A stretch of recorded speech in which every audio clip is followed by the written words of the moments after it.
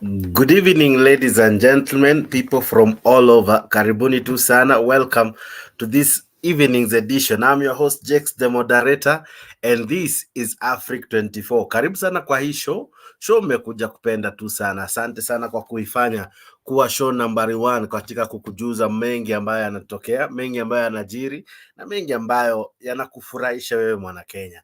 Hii ni show yako, show fiti, show kali, show umekuja kupenda, na asante sana kwa kutufanya number 1. Thank you very much for making us be the very top of such shows. Asante sana. Now do us a favor by subscribing to Africa 24. Subscribe to Africa 24. Let us be your number 1 channel that informs you, that updates you, that entertains you. So subscribe to Africa 24. Let us make this conversation be great, and let many know that we have a show like this one. How do we do that? By liking our videos every time we are on, and also by commenting. Asante sana kwa wale ambao mmechangia pakubwa kufanya hii show kuwa kubwa. Mimi wenyu nashukuru sana. I'm so glad that I'm part of this great conversation. I'm your host, Jex, the moderator, and this is Africa 24. We have another one. We have another one, a great one, better and a stronger show than the other one. So please, chini, tazama, listen in, and as well participate. We have a great show. Today was Anti-Corruption Day. Did you know that? So can I wish you happy Anti-Corruption Day? Okay, sawa. We will be discussing a lot. We'll be discussing that big monster, the beast, corruption. We'll be discussing about it. We'll look at it from different angles. Of course, we will reflect even in this current government, and of course try to bite some of the things that they have done that has been termed scandalous. Zile scandals ambazo zime happen, and how the president and his team have been able to tackle it. Karibu sana, nijuze unantazama ukiwa wapi. Welcome to this show. Welcome to Africa 24. I'm your host, Jakes, the moderator. Leo karibu nigware. Lakini zaidi yote karibu sana kwa show. Nijuze unantazama ukiwa wapi. Ninayo mengi ya kukujuza. I have a lot to show you, a lot to discuss. This monster called corruption. Many fear to discuss it, and when it is discussed, it is discussed partially, not fully, and at times we fail to go back in history and discuss it, and even look at how much has been lost in these scandals. Asante sana, namwona Goody yako ndani anasema hi Mr. Jakes, hi, how are you? Asante sana kwa kujiunga nami. Namwona Douglas Kenyi like hii video, subscribe to Africa 24, like hii video wadau, like hii video kwa sababu hii show ni show yako, show fiti, show kali, show ambayo inaanza. Ndipo tu tumeanza, ni sasa tu tumeanza, hautakosa chochote. There's nothing you have missed. We are just beginning the show. We are just but beginning. That is your poster for today. We are discussing the elephant in the room. This cancerous issue that has really crippled our country for far too long. The beast of corruption. Today is International Day of Corruption. Yani kila kitu inakuwa na siku yake. So leo December 9, inakuanga ni siku ya kusherekea, ama ni kufanya nini? Wacha tuseme kusherekea ufisadi, ama vita dhidi ya ufisadi. So today is World Anti-Corruption Day. Corruption imekuwa donda sugu mpaka imewekewa siku yake, kama jinsi tunavyokuanga na Women's Day, Mother's Day, Father's Day, the Girls Day, Boys Child. I think wako na siku yao, I'm sure, I'm not sure. I think they do. We'll be tackling the boys issues very soon. Kila kitu ina siku yake. So leo ilikuwa World Anti-Corruption Day, and it got me thinking, and there are issues already we are fighting as a country related to corruption. We'll be dwelling more and diving into those issues even as we mark this day? Where are you finding this show from? Nijuze. We'll be discussing so many pertinent issues pertaining corruption. As well, we'll be asking ourselves this big question: has William Ruto's government managed to fight this beast of corruption? Right? Has he in any way, in any degree, tried to fight this beast of corruption? I'll be showing you things that have happened in his regime, things that have been associated with him that many may term to be shady, things that are termed to be corrupt, things that are termed to be not good. Yeah? So it's a corruption show with your host Jakes the moderator. Ni juzi unantazama ukiwa wapi? Watu wa Moyale, karibuni kwa hii show. Watu wa Mombasa, karibuni sana. Watu wa diaspora, karibuni tu sana. Watu wa Saudi, karibuni. Watu wa Isiolo, watu wa wapi? Watu wa Garissa, watu wa Mombasa, watu wa Lamu, watu wa Ganze, watu wa Tana River, watu wa Turukana, popote unapotutazama, karibu sana. Wase wa London, mko vipi? UK, karibuni sana. Wase wa wapi? Wa France, karibuni. Wase wa Germany, karibuni sana. Popote unapotutazama, karibu tu sana. Show yako ishaanza. Show fiti, show kali. Happy Anti-Corruption Day to all of you. Even as we mark this day, we want to dwell and dive into issues pertaining corruption. Tutaongelelea, yeah? Of course, we won't fail to discuss Margaret Nyakanga's issues, eh? Where Nyakango, is it Nyakango? Yeah. Margaret Nyakango's issue, the controller of budget. Ameibua vitu kadhaa over the days. Ameibua vitu kadhaa. You remember how she spoke of billions being taken from the public coffers and all. I'll be reminding you all that. I'll be reminding you many scandals that have happened. I'll be reminding you of how edible oil was classified as unedible, and then later on it was given a green light, and we were told now we were free and safe to take it.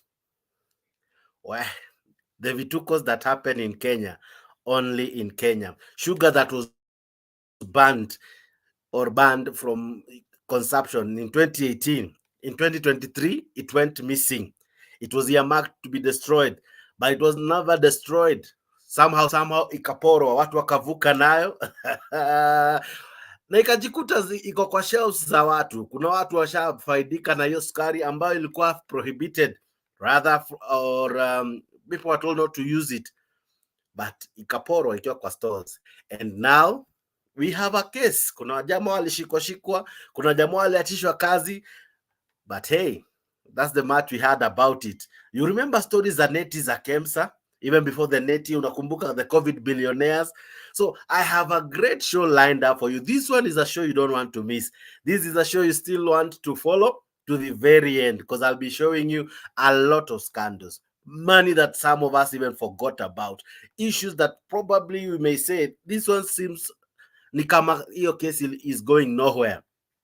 But hey, even as we mark this Anti-Corruption Day, we as wananchi, what can we do when the government wants us to forget? When the media, for example, forgets to follow up these stories? Should we equally forget? It's our money. Whenever 1 shilling is lost, it's your taxpayers' money that is lost. You remember the dams?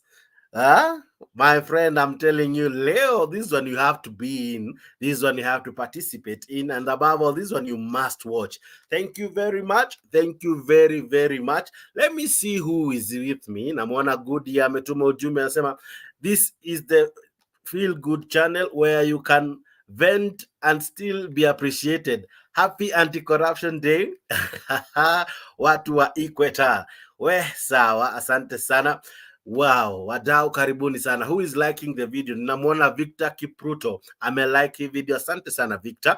Namwona Moses Salaitu amelike hii video. Thank you very much Salaitu. Namwona Douglas Gikenyi amelike hii video. Asante tu sana. Thank you very, very much. Karibuni sana. Namwona jamaa anajiita Nick Odhiambo amejaja. Karibu sana kwa show. Show yako show fiti today. Anti-Corruption Day. Anti-Corruption Day. In Kenya, corruption is a story that many fear to talk about. In Kenya, most of us, in one way or another, have participated or have witnessed or have been involved in acts of corruption. Do you know that kakitu kadogo we normally talk about? It's corruption. Yeah, that ka 50 ambao unapea msee ndio upite kwa gate, ndio upite kwa rodi. That's corruption, wadau. So corruption is always here with us. The things we tell our children, ukifanya hivi, I'll do this. Some may say it's encouraging our kids, but we train them to be corrupt. Corruption is always here with us. So today, we celebrate corruption. Not that it's a good vice. It's not a virtue, actually. But it's a vice, it's a menace, it's a cancer that has robbed us. And today I'll be playing you some sentiments from leaders who control or head institutions that are best to fight corruption.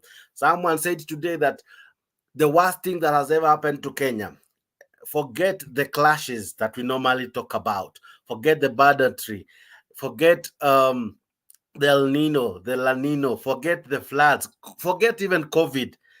According to Bishop Masinde, this is what he said, that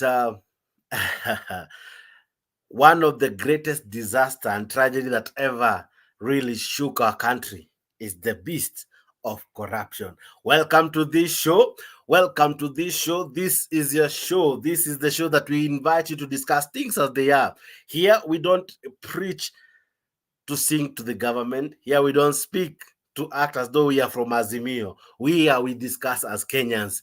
Here we speak freely, without fear, without any form of intimidation. Because if we don't speak, who will? If you don't speak about it, who will? If you don't shun the evil, who will? It's you, Mkenya kama mimi, kujiunga nami kwa show kama hii, and we make it a good one, so that even in the future, when many will scroll about corruption, a show like this one will pop up, and the many will tune in, and they would want to hear what these people say concerning corruption. We have a great one, and this one is for you. You don't want to miss this one. Sit pretty and enjoy.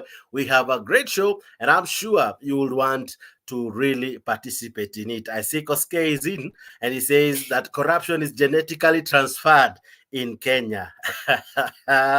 Is the genes of a Kenyan made of corruption? Yeah, is the Kenyan gene made of corruption that it's now transmittable, right? Why is it vice from one generation? Go to all those governments, the previous ones that we had, you will not lack a corruption scandal. Ruto's government is only 1 year and some months old, and in it as well, we already have some stories of corruption. We have some deals that went wrong. We have some money that went missing. We have some things, products that found its way to the shelves of wananchi, right? And these things were either stolen, in prices inflated, right? Tax evaded, and all acts of corruption, right? And we are celebrating 60 years since our independence, as we said yesterday. This will be happening on Tuesday next week rather. But this ugonjwa ya ufisadi ambao babu zetu waling'ang'ana kupigana nao, I think it's one revolution we strongly need to have, where we fight this menace. Why? Because it robs us of the very essential things that we need. They rob us drugs. They, in camps on find drugs zinaporwa, maligushi naingia. So our health is at risk because of corruption. Our well-being is at risk because of corruption. Our future is at risk because of corruption. They rob even the smallest, the oldest, the youngest of them all, simply because either you can't defend yourself or you are too afraid to speak about it. But today, you have an opportunity. In today's Anti-Corruption Day, as programmers have prepared for you, you have an opportunity to speak about it, right? Okay.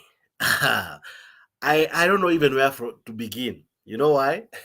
Corruption's ni kibao. If you go back in the days, akina Goldenberg, utazikumbuka wadau. Akina, remember kulikuwa na stories siku moja ili hit vichwa vya habari.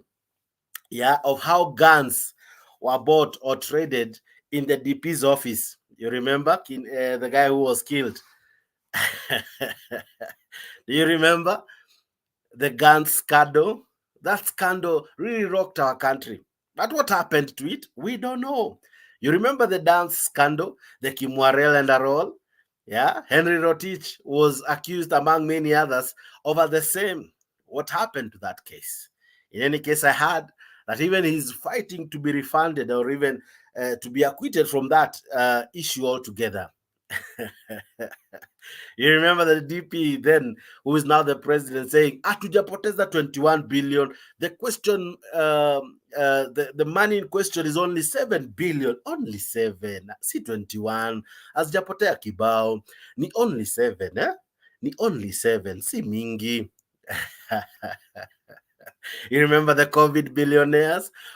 While the world had shut down, in Kenya, people were busy doing what they do best, robbing from the sick, robbing from a frightened country, robbing from people who are terrified by what is happening in our country, that is, of course, corruption, COVID, and they saw an opportunity to get rich.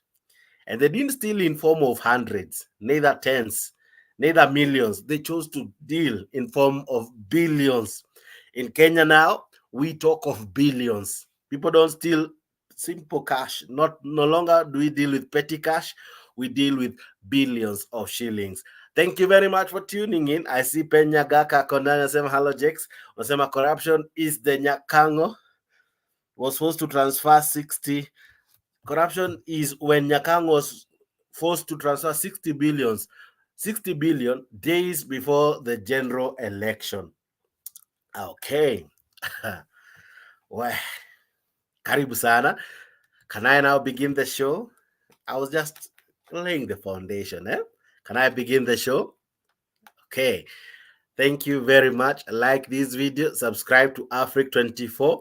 Here we go, Wadao. Here we go. Here we go. Today is the Anti-Corruption Day. And everything we talk today will be corruption here, corruption there. Corruption here, corruption there. Let's begin with Wahiga. You remember this man now working for BBC? Let's begin with him. Okay. Karibu sana. Wacha tuanze hii show. Tunaanza hivi. Oh, sorry for that. Tunaanza hivo. For Telkom Kenya's buyout in the run-up to last year's general election. Outgoing Solicitor General Ken Ogeto told a parliamentary committee of MPs that the payment of such an amount of money should have had an opinion from the Attorney General. The probe revealed the faces behind Helios companies, with directors from England, Mauritius, and the Cayman Islands. And as Stephen Leto now reports, members of parliament are now pointing at the possibility that the Helios Investment Limited was used as a conduit to siphon billions of taxpayers' money days to the election. A lot longer. The country's Solicitor General has unmasked the identities of directors of Helios Investment Limited, with companies dotted in London, Mauritius Island and Cayman Island, that is located to the west of Jamaica. During the inquiry into the payment of 6 billion shillings to Helios Limited to exit Telkom and surrender shares to the Kenyan government, it emerged that the faceless individuals overseas benefited from the acquisition. They don't even know who we are paying. So one company is the company. We say we're paying a company called Jamhuri Holdings, registered in Mauritius, which is owned by another 2 companies registered in Cayman Islands. The first affiliate is HIP GP1 Limited, located in Cayman Island, with 50 shares, while HIP GP2 Limited, located in the same office in Cayman Island, notorious of offshore stock market dealings. The Solicitor General also revealed that Paul Gerald Cunningham, born in England, is one of the Helios Limited directors. Henry Awele Obi, an Irish national living in London, is also a director. One Kenyan, Robert Mwangi Ndungu, has been listed in the documents presented before the Joint Committee of Parliament as the company secretary. I just want to caution the committee that it may be a little difficult. It it may require taking other steps that would involve perhaps cooperation with those other governments. Despite payment of 6 billion shillings to buy out the shares, the government of Kenya only has 37.9% of the shares, begging the question why the payment. While appearing before the committee, Telkom Kenya said, quote, Telkom Kenya Limited neither received nor disbursed any funds relating to the exit of JHL and is therefore not aware of any details of pays, account particulars and amounts paid. We don't know these funds are being transferred to which account and whose name. That the withdrawal of funds, which is covered under this Act, from the contingencies fund does not involve any approval by the controller of budget. No, Chair, no. We are not in a committee to assume. You are out of order. We are not in a committee to assume things. Heated debate ensued as the controller of budget was put to task to explain under which circumstances she approved the payments. You said you are under pressure. Let me put another question today. Were you under any pressure to authorize this payment? Were you threatened by anybody? The controller, from where she has started right now, she has negated everything. I will suggest that the witnesses, starting with the controller, be put under oath pursuant to Article 125. The hearings continues tomorrow. Stephen Letos, Citizen TV. Now, this one was the scandal concerning Telkom, where 6 billion is termed to have been embezzled, right? 6 billion Kenya shillings. Now, 6 billion zilipotea hivyo. And I think this is some of the reasons Nyakanga is finding herself in the wrong arms. I'll be telling you more about her, but 6 billion zilipotea. Hii ilikuwa time ya Uhuru's regime, right? And the CS of Treasury then, I'll also be showing you from the newspapers, Zaleo, what it's saying, that the 6 billion zilipotea your time. Yeah? They said, company, as you have heard from the story, company kadhaa zili corroborate now watu kadhaa hapa nchini, and money was lost. 6 billion. I'll try to almost do the maths for you of the total amount with the few clips I'll play and the amount lost. That was 6 billion. And before even we go to that story at Telkom, I want you to remember this story and hold on this story kwanza. This one will send a chill down your spine. Do you remember this one? Controller of Budget Margaret Nyakango now claims she was put under pressure to approve fictitious payments amounting to 15 billion shillings just 5 days to the August 9th general election last year.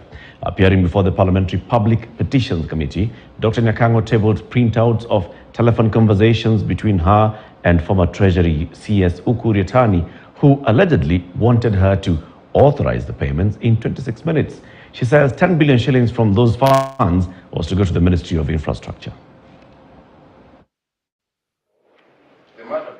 Appearing before the Parliamentary Public Petitions Committee, Controller of Budget Margaret Nyakango tabled a series of text messages from conversations between her and former Treasury CS Ukur Yatani in April, July and August 2022. Conversations, she says, illustrate just how she was put under pressure to release billions of shillings to the Office of the President and the Ministry of Infrastructure. At 2:13 p.m. on the 4th of August, she claims Ukur Yatani wrote to her saying, "Good afternoon. Please also facilitate similar approvals for Infrastructure Ministry for amounts of 8 billion and 2 billion shillings." 1 hour, 20 minutes later, the CS wrote, "Please help us expedite this. HE might even call you if we don't deal with this by 4 p.m. he continues to say. The Controller of Budget responded at 3:35 p.m. "Are you saying we have 26 minutes to complete the process?" A minute later, Yatani tells her, "He's just called and I assured him that I have spoken to you and you promised by the end of the day. I know he'll call again." Margaret Nyakango responded, telling Yatani that the timing requires up to tomorrow, as I am still out of office. He responds, "You need to devise how to deal with it. I'm sorry, but try." There is no hard and fast yes and no. That is what I can explain. From where I sit, I have to use a lot of discretion. And I'm also human. When I'm under threat, I have to self-preserve, like you have seen. So you cannot say that if I see this, it's a black and white yes or it is a no. There are so many things that you will weigh before then you arrive at that final decision. In a previous conversation on the 1st of April 2022 at 7:31 p.m., Yatani requested for Exchequer release under Article 223 of the Constitution to the presidency of 1 billion shillings. What I am saying, and which I still repeat, Chair, is that there are loopholes within this law which need to be assessed. And my office needs to be protected. The Controller of Budget appeared before the Parliamentary Public Petitions Committee following a petition by COFEC Secretary General Stephen Mutoro claiming that 55 billion shillings had been siphoned out of public coffers during the transition period. The question of unforeseen is really a matter of English, Honorable Chair. When we say a need has arisen, what do we mean? This article is greatly abused. It is a very honorable piece of legislation, but there are people who have seen loopholes there, and they utilize those loopholes to do certain things. Wow. Did you hear what she said? In our constitution or in articles that define how we rule ourselves, kuko na hapo ndani vigezo ambavyo most leaders have chosen to use to siphon our country dry. According to her, around 55 billion zilikuwa zinatolewa because it was urgent. Yeah, the need was urgent, and leaders have used this, according to her, to ask for money. From our WhatsApp chat, from our WhatsApp text, she has been instructed to issue out 15 billion as a matter of urgency. And actually, from the text, she had up to around 4 p.m. And by the time she was responding, only 26 minutes before the money was released. And this was 5 days to elections. 5 days, my wadau, skutano. Now, these are some of the things now affecting Nyakanga today. Margaret is suffering from such revelations. I maybe thought because of that, maybe then angeambiwa pause, right? We get someone who is not intimidated, because she said she's afraid, right? That she needs to be protected. She asked to be protected. She felt she came out as a vulnerable person. She came out as a vulnerable person, and that was not all. That was not all from Nyakanga. I'm trying to group them together, so I want to first finish with Nyakanga kwanza. Now, Nyakanga issue hii ya Telcom ikaendelea. Hii historia hizo billions ikaendelea. But juzi wakati wa kuenda kwa committee ya national delegation or whatever, hii ya Kalonzo, akaenda akamwaga mtama zaidi. And this is what she had to say. The other area is borrowing without a plan. This one, I'm using it in a very colloquial sense, in the sense that I have been approving payments of public debt, and I've looked at what we are paying for. Many of those things cannot be identified. You just find a name of why we borrowed. You cannot trace it to anything. You cannot tell what the money was spent for, and therefore there was no economic gain from that borrowing. It is just like taking Fuliza, and then you go to the bar and drink it all. You go back home, you'll find your family hungry, and you'll find all those other things. So I don't really need to gainsay this. That is what we have been doing for a long time. I have discussed with the Auditor General, and we have said, can we track these loans and see what we did with them? Yes, I think it will help us going forward.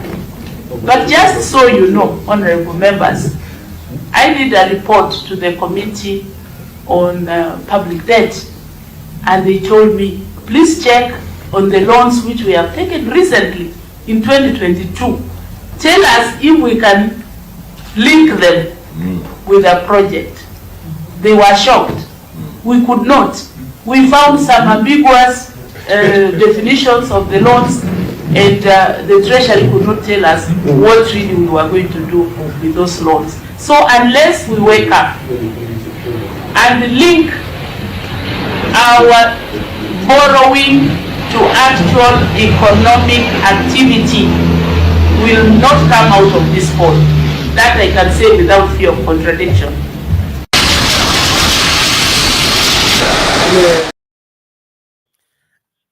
I'll go to where she was arrested. But there are two things she has said there. Actually, there are three. There's one more I'll get for you. She has said that at times we are paying our loans, or the government has been paying loans that we cannot identify. When it was borrowed, we cannot identify what it was used for. So it's money that we are told mnadaiwa. We don't know who borrowed it. We don't know Adao. We don't know that. Yeah. And we cannot identify the payments, either who borrowed or how it was borrowed. But we know we have the lender.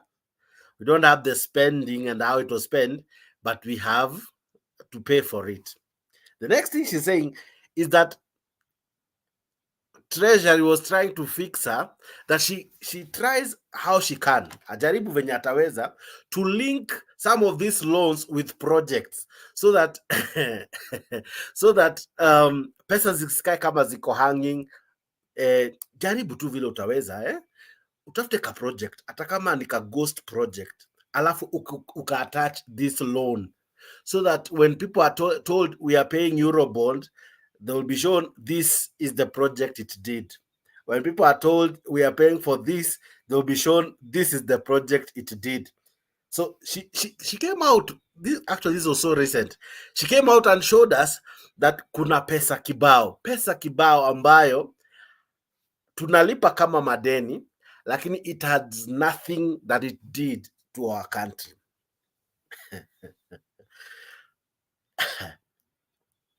That is 55 billion. Talk of the 15 billion ambayo aliambiwa within 26 minutes a transfer. Talk of the telecom billion, 6 billion, that is wadau. So 15 plus 6 is 21. 21 plus 55 is 76. 76 billion. And that is only the control of budget. Anongelelea, 76 billion. I'm not an expert of how a billion looks like or what a billion can do. But unaonanga aka project kanaambio, this project is worth several hundred millions. This project is worth 14 billion. Let's say, for instance, Thika superhighway, Nambiango will cost 14 billion. Let's take if that is true. So we are talking of 76 billion. How many Thika superhighways are those ones? Your guess is as good as mine. Many. Let's stick around kidogo na Nyakanga before tuende hata kwa oil. Hatujakuja hadi kwa Anjeri. That's why I'm telling you, this one you must stick around and watch. Situingie kidogo kwa nini ameshikwa, yeah? Let's continue with that. Once Controller of Budget Margaret Nyakango charged over the controversial buyout of Telkom Kenya at a cost of 6 billion shillings. In its quarterly report, the EACC also wants former Treasury CS Ukur Yatani arrested and produced in court over several charges in the Telkom buyout plan that includes money laundering. The Director of Public Prosecutions is reviewing the file of the Telkom buyout probe, as Stephen Letor reports.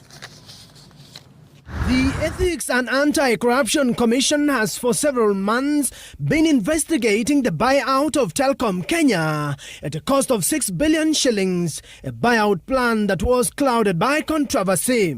Our quarterly report have got big cases, and quite a number of big cases. Some of them is about Telkom. The EACC has since established that during the buyout plan, the Attorney General's advice was ignored and his opinion was not factored in the contract, with the Communication Authority also said not to have approved the acquisition of the 60% shares. Thus, the acquisition of shares by Government of Kenya from Jamhuri Holdings did not meet the threshold. The EACC has now recommended to the DPP that former Treasury Cabinet Secretary Ukur Yatani be charged in court over his role in the loss of 6 billion shillings. Former Treasury PS Julius Muia is also listed among a group of former senior government officials that EACC wants prosecuted over the same. In addition, EACC wants embattled Controller of Budget Margaret Nyakango charged over her role in the release of the colossal amount of money to aid the buyout deal that happened a few days to the last general election. Others who EACC wants prosecuted include former Director General Public Investment and Portfolio Management, Engineer Stanley Kamau, Paul Cunningham, who is the Director of Jamhuri Holdings Limited, and CEO Telkom, Paul Mugokibati.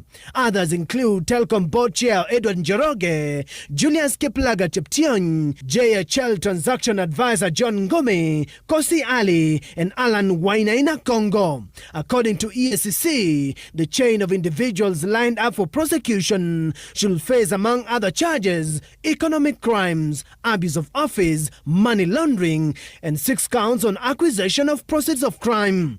The Telkom file is under review by the Office of the Director of Public Prosecutions. Early October this year, the cabinet chaired by President William Ruto rescinded the decision to purchase a 60% stake in Telkom from Helios Investment at a cost of 6.09 billion shillings and now wants the company to refund the money. The Helios company at the center of the Telkom takeover is based in the UK, while its partner subsidiary Jamhuri Holdings Limited is based in Mauritius. Stephen Letos, Citizen TV. And the stories keep on piling. Zina pile too. Zina. The stories pile as though that's the best thing we can do. We pile up these stories. Ziko kibao. If we go into our archives, stories of corruption, they can sink a ship. Kibao wadau. And after they scratch to surface. In Nyakanga, it is the recent one. Actually, she's in court facing charges. You remember how she said that mshahara inakuwa tripled, but yenye unapokea ni only one. I've been playing that for you.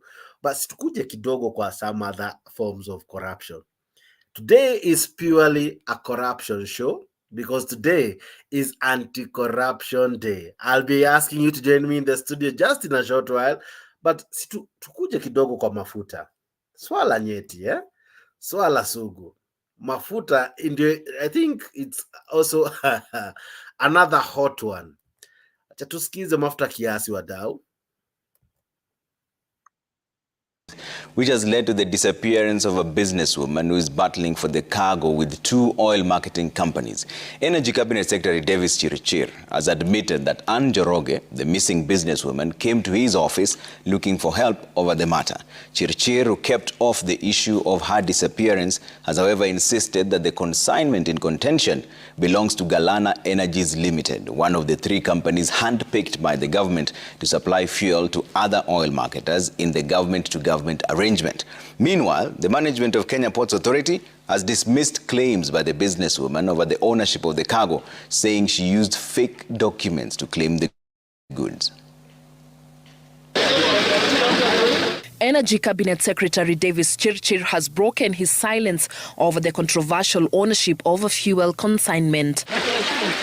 Chirchir, who led a tree planting exercise in Baringo County, has admitted that Anne Njoroge, a businesswoman who went missing after allegedly recording a statement at DCI headquarters, had visited his office in search of help.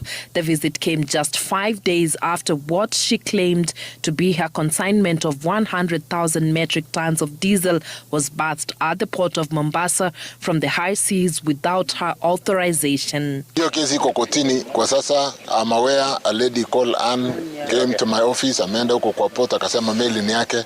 Hiyo meli ilifika kitambo, brought in by a company called Kalana, and it has been discharged. So we'll work to cooperate tujue ukweli iko wapi. So but the case is in court at the moment. Chirchir says documentation in their possession shows the consignment belongs to Galana Energies, one of the oil marketing companies handpicked to supply fuel to the other oil marketers in the government-to-government deal. The cabinet secretary, however, did not address her mysterious disappearance after he allegedly referred her to DCI headquarters when she sought his help. Chirchir has confirmed that the matter is still under investigation. On its part, the management of Kenya Ports Authority, who were on Sunday accused of offloading some of the cargo, have come out accusing Anne of forging documents she used to claim ownership of the consignment. In a press conference addressed by KPA Managing Director Captain William Ruto and Board Chairperson Benjamin Tayari, the management said Galana Energies Limited had the genuine importation documents. Ile bill of lading yake anasema this is the bill of lading she's saying. Ndio kweli. Bill of lading imesainiwa na shipper, huwa ni yeye. Carrier ni yeye. Sasa you can understand things that cannot add up. KPS says records in their possession show that the vessel was carrying 93,460 metric tons of gas oil as opposed to the 100,000 metric tons of diesel as claimed by Anne Njoroge. The gas oil was loaded between the 26th and 28th September at Yanbu Sunref Terminal, after which she departed for anchorage at Jeddah. The ship departed for Mombasa on September 30th, according to KPA. KPA further says that in its records, out of the manifested 93,490 metric tons of gas oil, 49,091 metric tons was destined to Kenya, with the shipper being Aramco Trading Fujairah as nominated by the Ministry of Energy and Petroleum.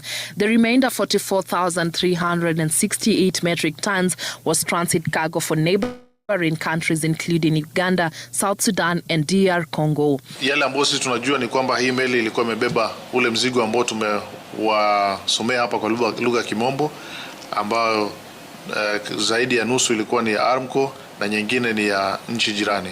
Kwa hivyo huo ndio mzigo ulioshikishwa hapo, lakini hayo masuala ya sisi kwa kama KPA hatuna stakabadhi zozote ya kuonyesha kwamba alikuwa ameleta mzigo kama huu. While pointing out inconsistencies in documentation, KPA have questioned claims by the businesswoman that the vessel originated from Azerbaijan Republic and loaded at Jeddah.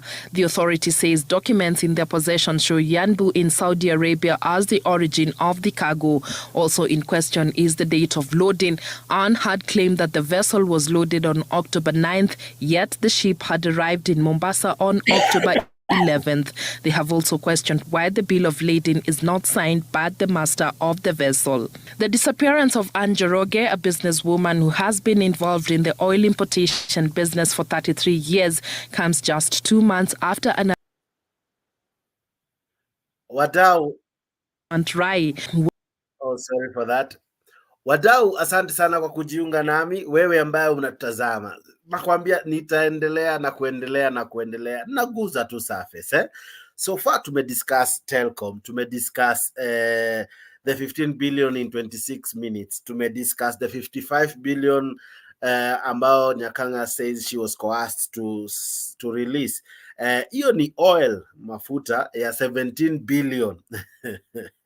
Na hata sijaguzia the edible one. Yeah, sijaguza hapo. Sijaguza NYS scandals. Sijaguza hizo. So relax. We have a great show lined up for you. I don't know even if time will be enough to even discuss all this. I don't know. All I know is we must have a conversation, because for far too long, this menace called corruption has devolved our country. And saizi mahali tumefika wadau, every shilling should make you feel some pain. Every shilling lost should make you feel some pain. I have my good friend Melchizedek from Ukombali ambaye anajiunga nami, na pia wewe ili kujiunga nasi kwa show si ngumu, na kutumia link hapo kwa comment section. Kuingia kwa show unatumia link ambao unatumiwa hapo kwa comment section. Link itakuja in form of a text, unaiguza hiyo link na kutuma moja kwa moja hadi StreamYard. Ukiingia StreamYard unafanya vitu 2 3. Moja, unawasha kamera. Pili, unaandika jina. 3, unawasha mic, alafu na click enter. As simple as that, unajikuta kwa show. Lakini kabla hata sijamkaribisha Melchizedek, nikubalie tu nisome wale pia ambao wana participate kwa hii show kupitia ujumbe. Namuona Penya Gaka ametuma ujumbe wake, asante sana. Goodia, I see you, asante sana kwa ujumbe wako. Melchizedek, asante sana kwa ujumbe wako. Namuona Wainaina Karango ametuma ujumbe, asante sana. Kosgei Samuel, I see you, thank you very very much. I see Nick Odhiambo, asante sana, na wengi ambao mnatuma ujumbe. Pia unaweza like hii video kama jinsi ambavyo Jose amefanya. Paul Jesse Kaho amefanya hivyo, asante sana. Elkana Kirui, asante kwa kulike hii video. Sami Kimonjino, asante sana kwa kulike hii video. Metias Kavando, asante sana kwa kulike hii video. Victor Wilson, ninakushukuru sana kwa kulike hii video, asante sana. Moses Sulaitu, asante sana. Douglas pia kwa kulike hii video, thank you very very very much. Melchizedek Odhiambo, habari ya leo? Salama sana kaka. Brother, uko vipi?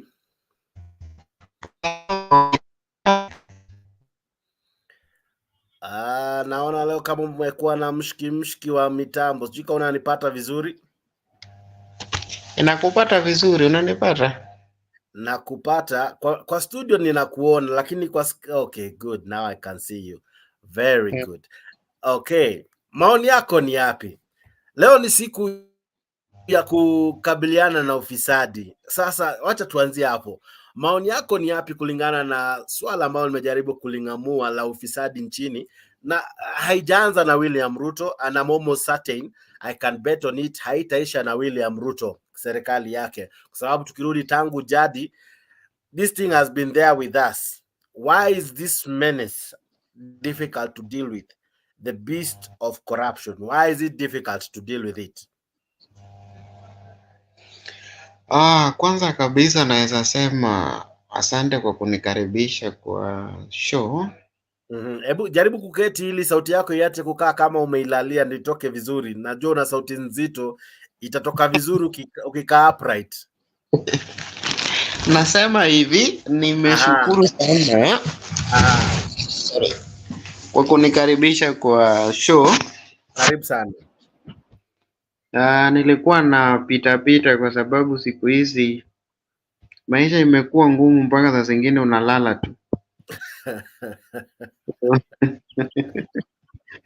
So, watu wamekataa kusikia ukweli, watu wameboka ukweli.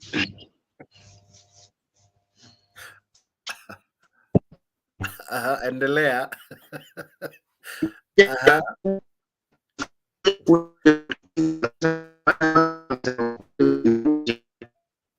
Oh my.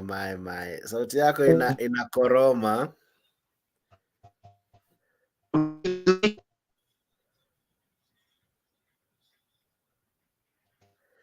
Okay. Hata napojaribu kukabiliana na hali yake, ni show yako ambayo inazidi kuendelea. Na discuss corruption, the beast of corruption. Huyu ameacha kuwa kamnyama kadogo, huyu ni mnyama mkubwa sasa, right? Na it has been really devouring our country. Wadau, imekuwa ngumu hata kuongelea corruption. We should almost make it legal now, yeah. Watu hata hawaogopi bangi kama vile You know, bangi hata si kitu, because this thing I think tumeizoea. You sit in a matatu, you see someone handing over some money here and there, and you're okay. We don't have Kenyans who come out and say, "Now I think enough is enough. Why should you take my 50 shillings? Why should you take my 100 bob? What is my crime?" Actually, you're already committing a crime by giving that bribe. Right? Well, I know I'll be safe even after this. But can I go on even as Melchizedek and others come in? Kujiunga nami kwa studio si ngumu. Link ndio nimekutumia hapo. Tuendelee na hizi sakata sakata kibao. Ni nyingi. I cannot even cover them all. All I can do is maybe show you to the extent some of these things affect us. Acha nakumbushe hii askari wadau. Do you remember hii askari? Twende kwa askari sasa, ya? Okay. Here is the sugar scandal. I hope you remember this one.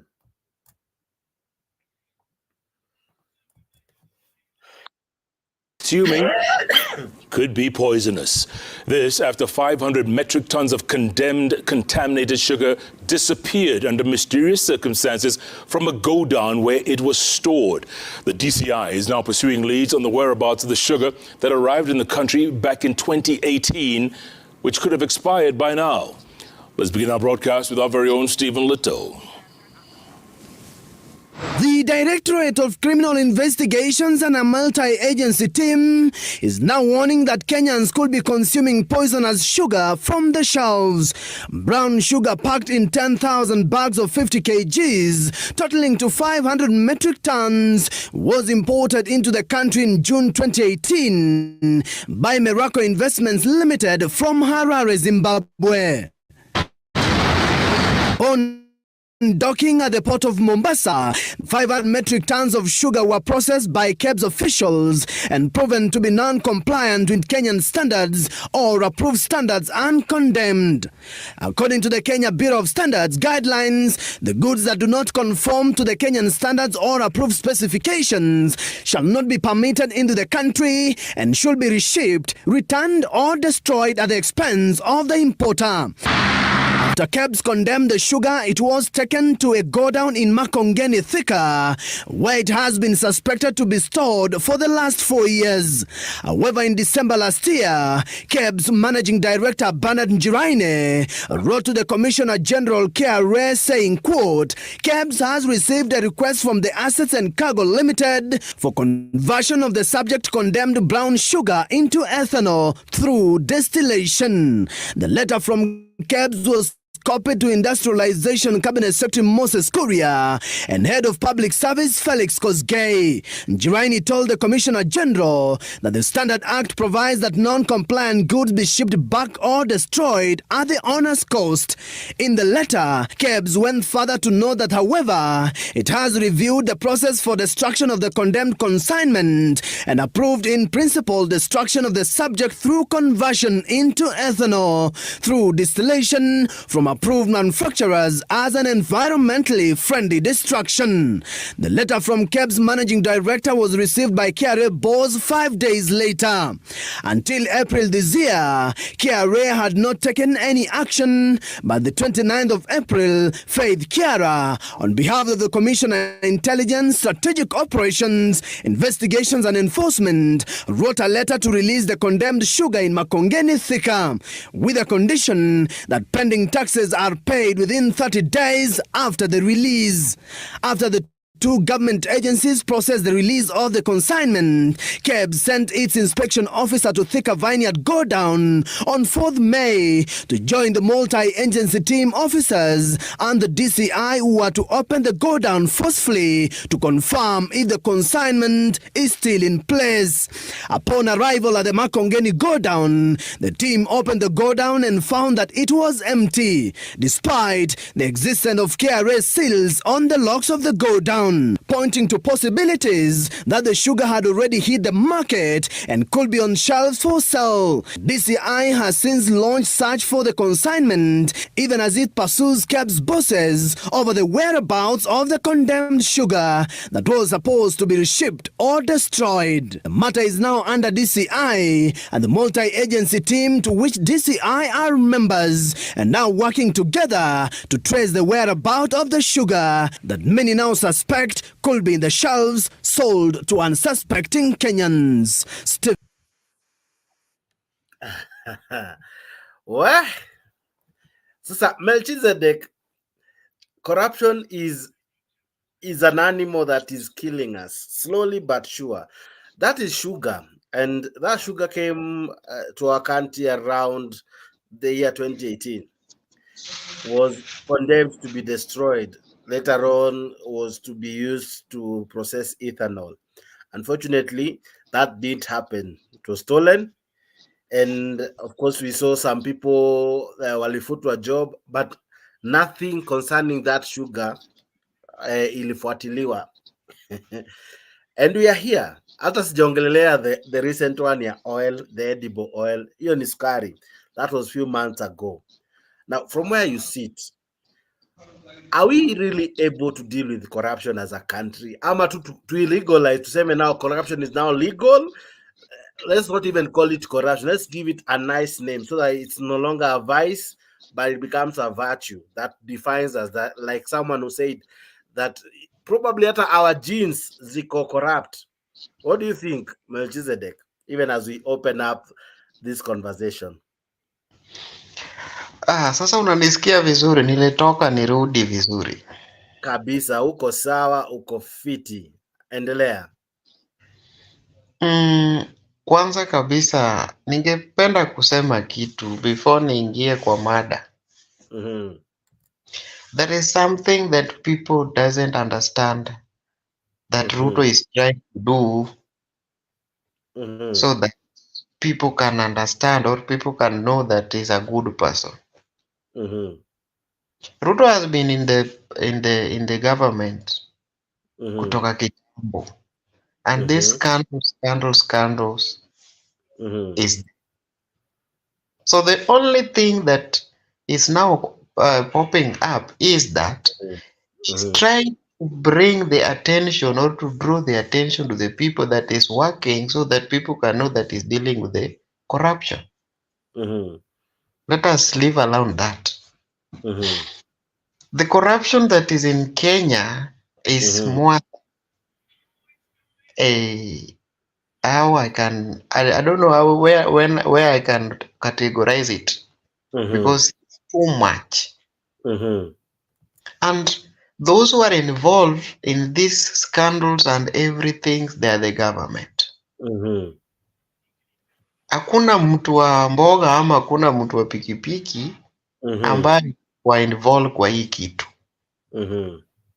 And this is the reality. So I say that this issue of corruption, we cannot kill it unless we sit down and we go back to the drawing board and check where these things started. The second thing that people should understand in the corruption, when the government, each and every government that are coming to the power, they have own manifesto and everything. No one is good. You are good outside before you get inside that office. Once you get in that office, everything is scattered. And that's the fact. Hata mimi ningesema sahi sitaki mtu, basi mimi munipee tu hata nikuwe chief ama nini. Vitu zenye nitafanya is out of vitu nilikuwa nasema hapa nje. Hiyo ni binadamu ambayo tunaishi nayo kwa hii dunia for today. So the issue of corruption that is there started with Moi, ikakuja kwa Mwai, ikaingia kwa Uhuru na imeingia kwa Ruto. So these things, Ruto imekuwa kwa government ya Uhuru ya kila mtu. But these things were happening but he was quiet. If he wanted to finish the corruption, he could have started from the government that he was before. Not now that he want to show people that he can work, but he's not there. He's showing that. Because if you understand, ukichukua mwizi umeweka kwa mahindi, ama tunasemanga ukichukua mwizi na uingize ndani ya hii nini inawekwa mahindi inaitwanga aje? I don't know how you call it. Hapo hiyo ile nini ya kuweka mahindi hapo, so tuseme gunia. Ukichukua mwizi alafu uweke ndani ya gunia, atatoka gunia. And this is what the government is now doing.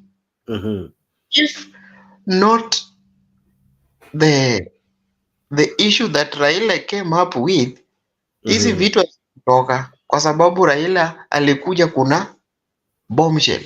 Unapata? Okay. The bombshell ambayo alikuwa anakuja nazo, sasa wameanza kupanic. Kwamba mara mimi ndio nitatoa ama nini, wacha nijitokelezee before this thing happen. So it's happened and you see. Sio ati na support Raila ama nini, but it's something that inaonekana ya kwamba huyu jamaa alikuja akasema ya kwamba kuna scandal ya hii na hii na hii, na tukifuata vizuri they are true or it's happened. Okay. Even him, he was there in the government and the corruption was there. So these things that is happening in Kenya, it's something that we cannot do out with it unless we sit down, we go back to drawing board and we started from the beginning. Okay.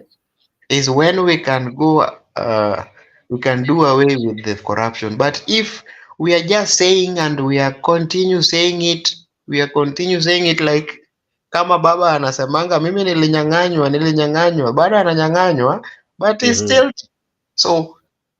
Even those corruption that we are talking about right now, ukiangalia dola na Kenya shillings, it's very weird because of some things that we can avoid. Okay. But we can't avoid them because watu wanataka kukula. Yes. So if someone want to eat, wanataka kukula nyama kubwa, so wanajaribu kutafuta ile ng'ombe kubwa yenye iko na nini vizuri ndio wachinje. So waseme kwamba they are working. Okay. Yes. So the question from where you see, has William Ruto managed to deal with corruption? Is a corrupt person, so he cannot deal with the corruption if you are a corrupt. Okay. Yes. Simple. Unless you are not a corrupt is when you can deal with something. If you are a thief, you cannot say that you will finish the people are stealing when you are a thief. Okay. How will you finish a thief and you are a thief? That's the question to yourself. Yeah. Yeah. Okay. Now, kulikuwa na hii sakata ya mafuta. Hiyo sakata ya sukari. Wacha tuanze na ya sukari. Kulingana na wewe, why is it difficult to destroy something that is already not fit for human consumption? Then again, it's stolen and it finds itself on shelves za watu and people buy. Does the government not care for its people, that you give them bad products or bad food or bad consumable product, and then soon and very soon waanze kuwa wagonjwa, so it will still increase the burden of treating them, the burden of the health burden. Do you think the government really cares? When I listen the what is happening, it came 2018, which means the government allow it to come into our country because hakuna kitu yenye inaweza pita kama ijapigwa amri ya Kenya ya kwamba it's satisfied kuconsume. Waliallow ikuje na walikula pesa hapo. So wakati yenye inatakikana kutolewa ili ionekane wale ambao walikula pesa hawezi kubali hii kitu itoke 100%. Okay. Watafanya juu chini ili hii kitu isitoke, isiharibie ile pesa yao ambayo tayari washaweka huko. So the government is playing with our mind kwamba labda hii kitu ilikuwa vibaya, but they know the reason why it was there and how long it has been there and who paid it and how much they get from it. Yeah, it's simple. Simple arithmetic. Yes. So And the government, how the government that sugar inapotea? Yes. The government, go ahead. The government doesn't Go ahead, care sorry. mwananchi. If you see how things are going on, kama government angekuwa na care mwananchi, we have been in a different countries whereby we find that example where I am as I'm speaking, the government that I'm in now, it's a government that understand the value of wale ambayo wako ndani ya hiyo inchi. Unaweza pata ya kwamba 10% ya ofisi wale hata mtu ambaye hajasoma ako hapo kwa ofisi, kazi yake washaambiwa sign na kuna kazi unapata. Okay. So wanatoa wale ambao wamesoma wakuje wasaidie hiyo inchi aendelee, but they take care of their things according to their rules and regulations. So you find that the government that is ruling where I am, they concern about the wananchi. Wow. They give that first priority to the wananchi kuliko vitu ambazo zinatoka zikienda. Have you ever seen ukiuja Arab countries, utapata ya kwamba vitu zao zinatengenezwa hapa.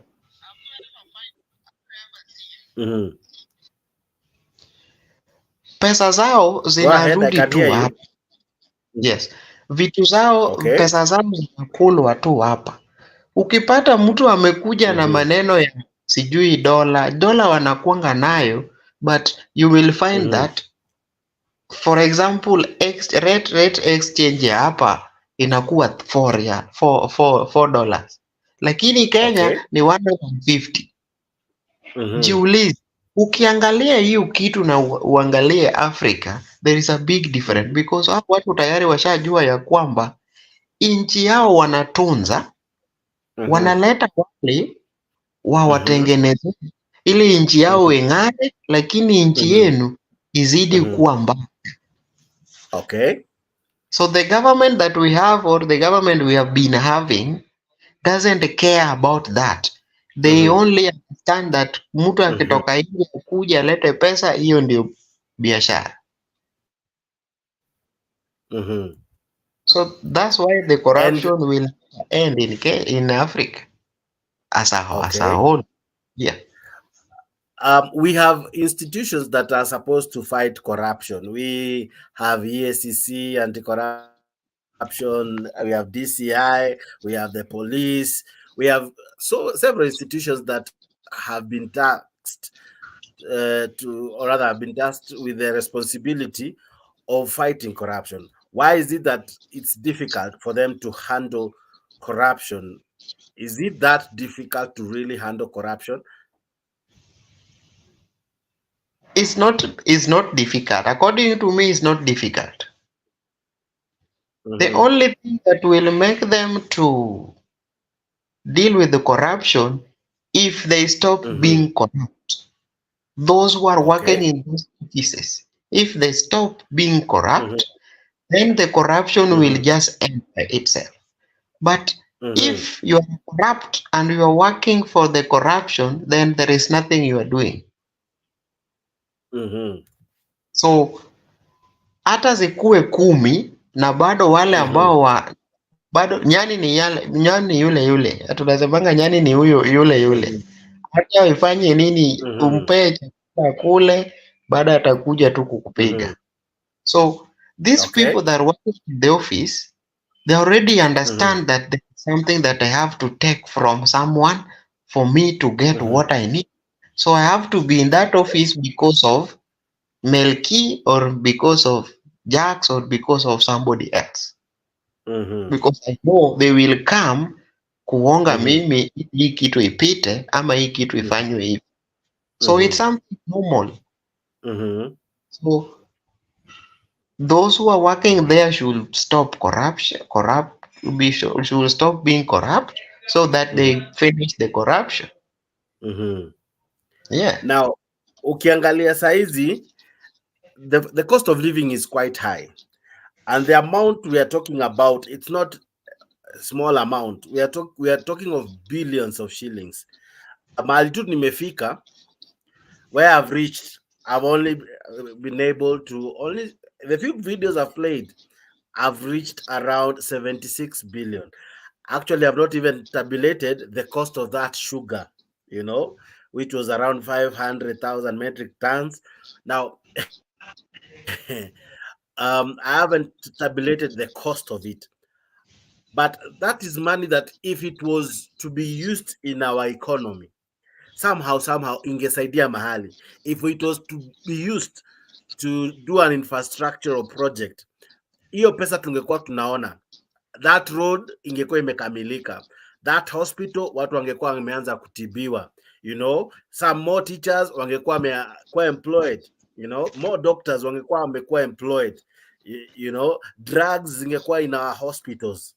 More new markets would have been created. Would be having at the moment new schools for our children.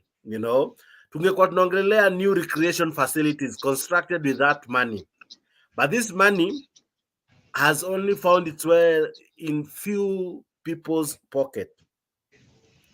They are now able to buy big cars, travel in and out of the country as though this is a lodging. They don't use our country as their home. They use our country as a washroom where they just come, change their clothes, and freshen up and go back to where they want to go. They buy expensive ludicrous form of things. Msana watch million and all. Can I ask you a question? Please do. You say that Ruto is trying to deal with the corruption. I haven't said that. No, if you read downside here, so how Ruto's government is dealing with corruption. Yes. Yeah. It's meant to start up a conversation. You ask yourself, is he truly dealing with it? Then from there we debate. That's why I want to ask you a simple question. Okay. If you are have you ever seen in Africa,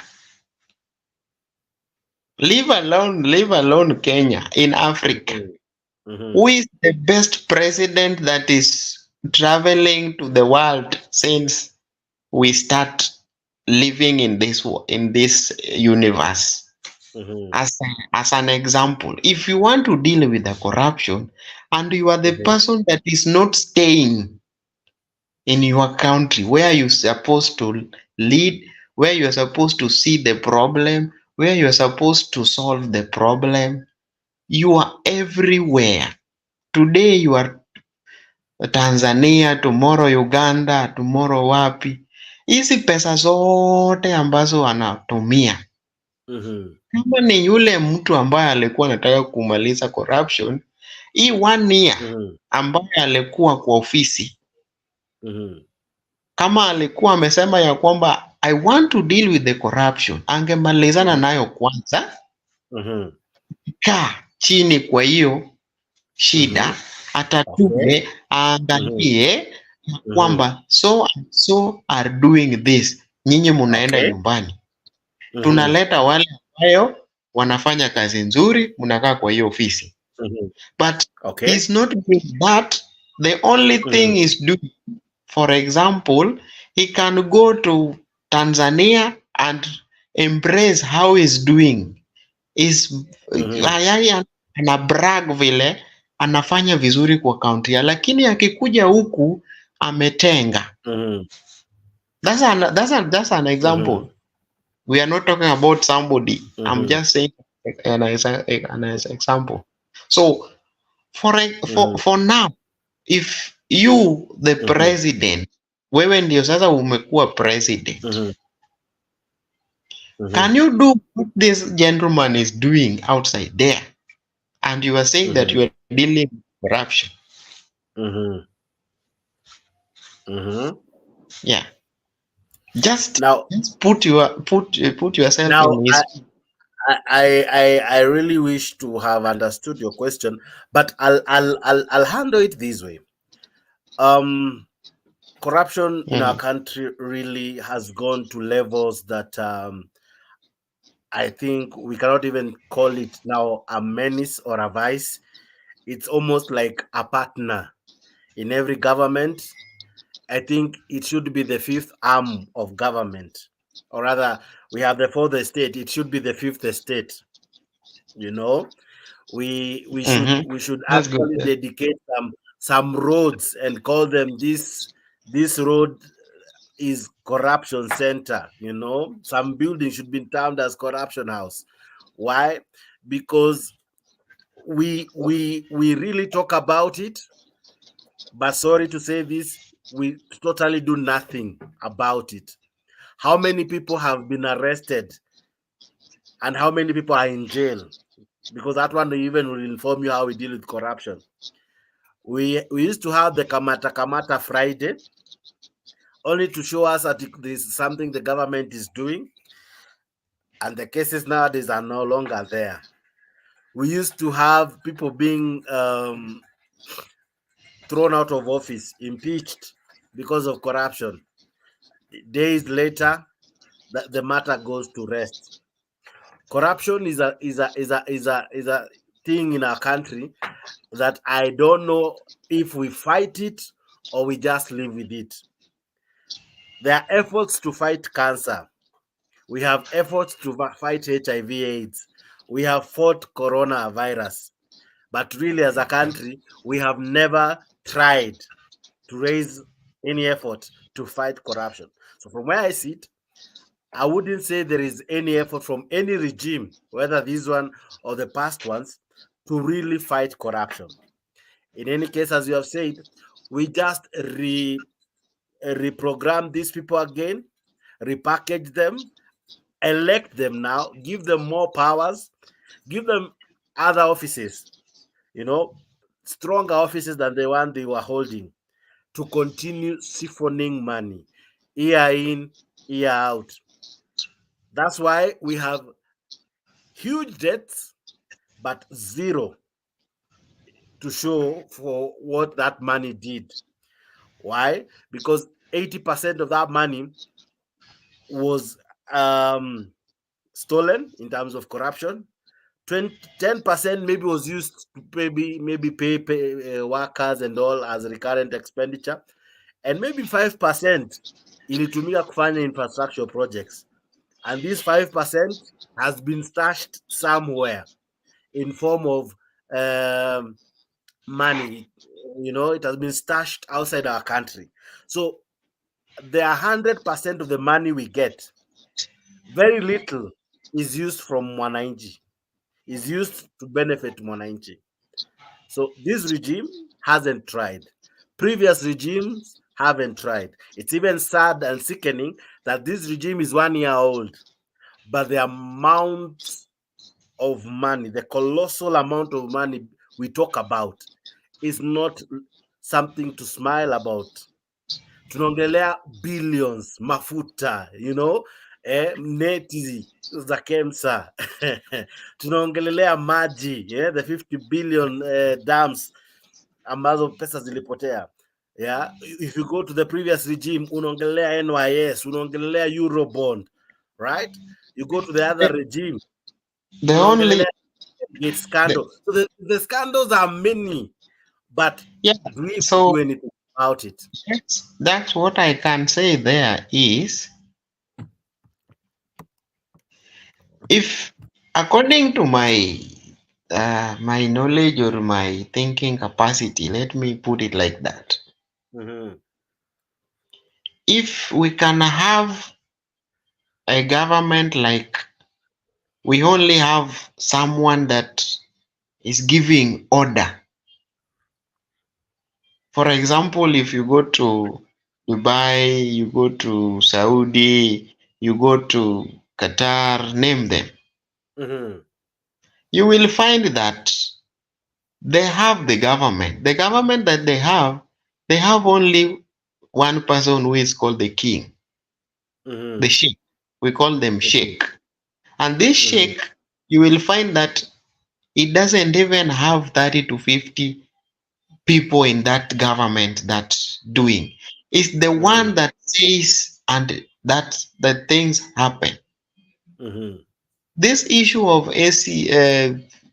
MPs, senators, vitu zenye ziko hapo Kenya, they name them the government, wale ambao kwa government wengi kutoka kwa MCA mpaka ifike kwa president. Hizi ndio vitu zinatukula. We can avoid such kind of things because I know we need the leaders to lead. But the mistake that we did from the beginning is that now people are regretting and they are seeing, their eyes are being opened. Wanaona ya kwamba they are making a mistake. Because the mistake that we are doing is one. Mtu mmoja anaweza kaa kwa hiyo kiti mara 10 na bado ako to the same position, ama anaendelea kuzidi kujump. And this thing is really inatuumiza.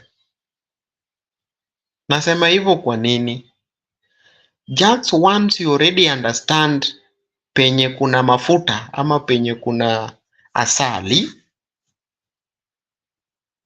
ukianza na kitambo tulikuwa na kitambo kulikuwa na nini, kutoka kwa pale kijiji tulikuwa na kansela hivyo mpaka tufike kwa president. Unajua mtu anaweza toka kwa kansela aende kwa member of the parliament hivyo. So amejua ya kwamba hii kitu yenye nafanya nikijua na kutengeneza pesa. So we should avoid this issue of selecting the same person every now and then. That's the first that we should avoid. The second thing, before we select or before we make a decision,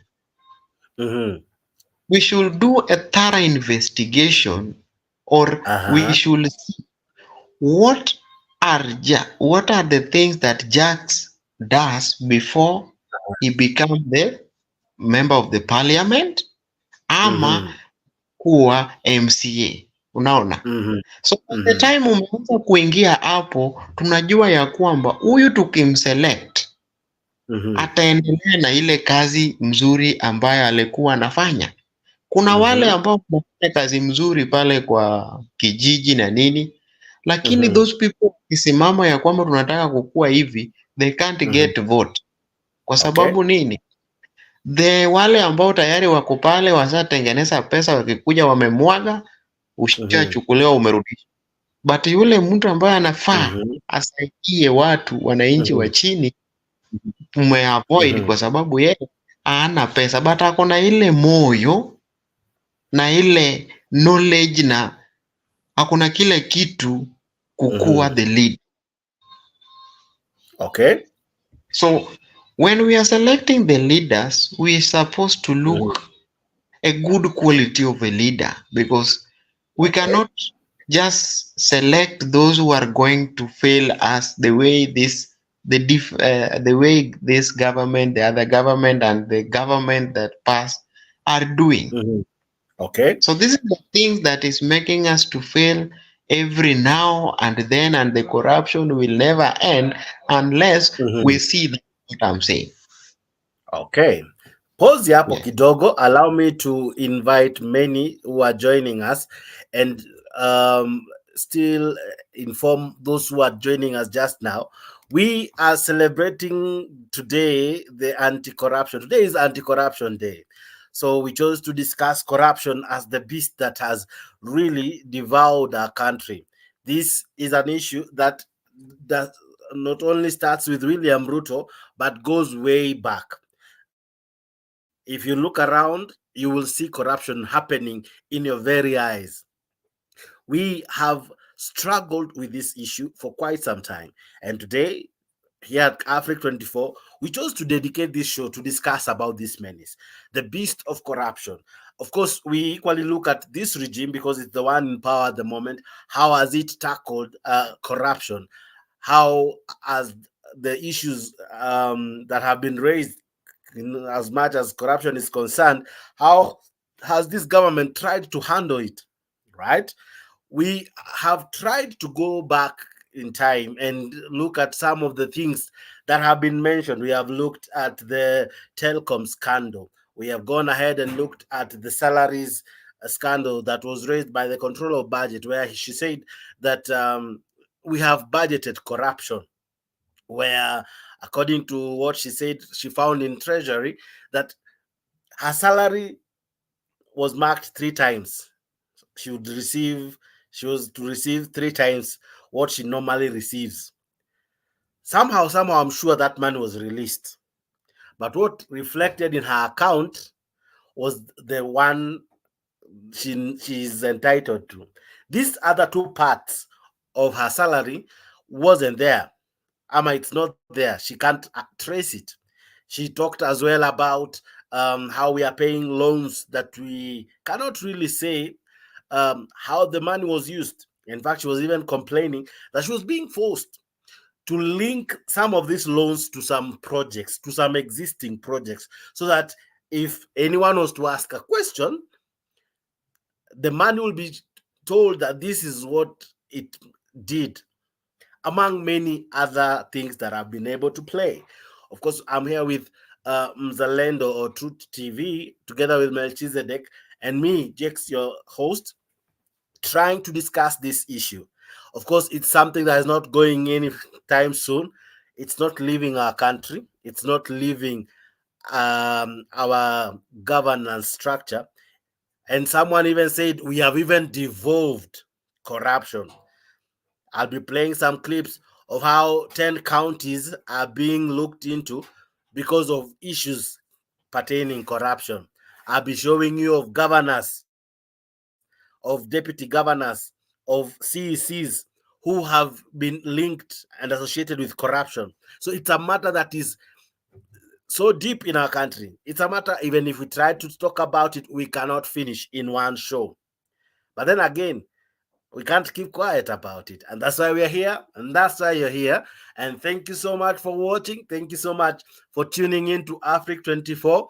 Asante sana kwa wale ambao wana like hii video, wale wana subscribe, na wale wanakuwa part of this great conversation. I want to bring in Mzalendo and to hear his take concerning the matter. Mzalendo, how are you? I don't know if you can hear me.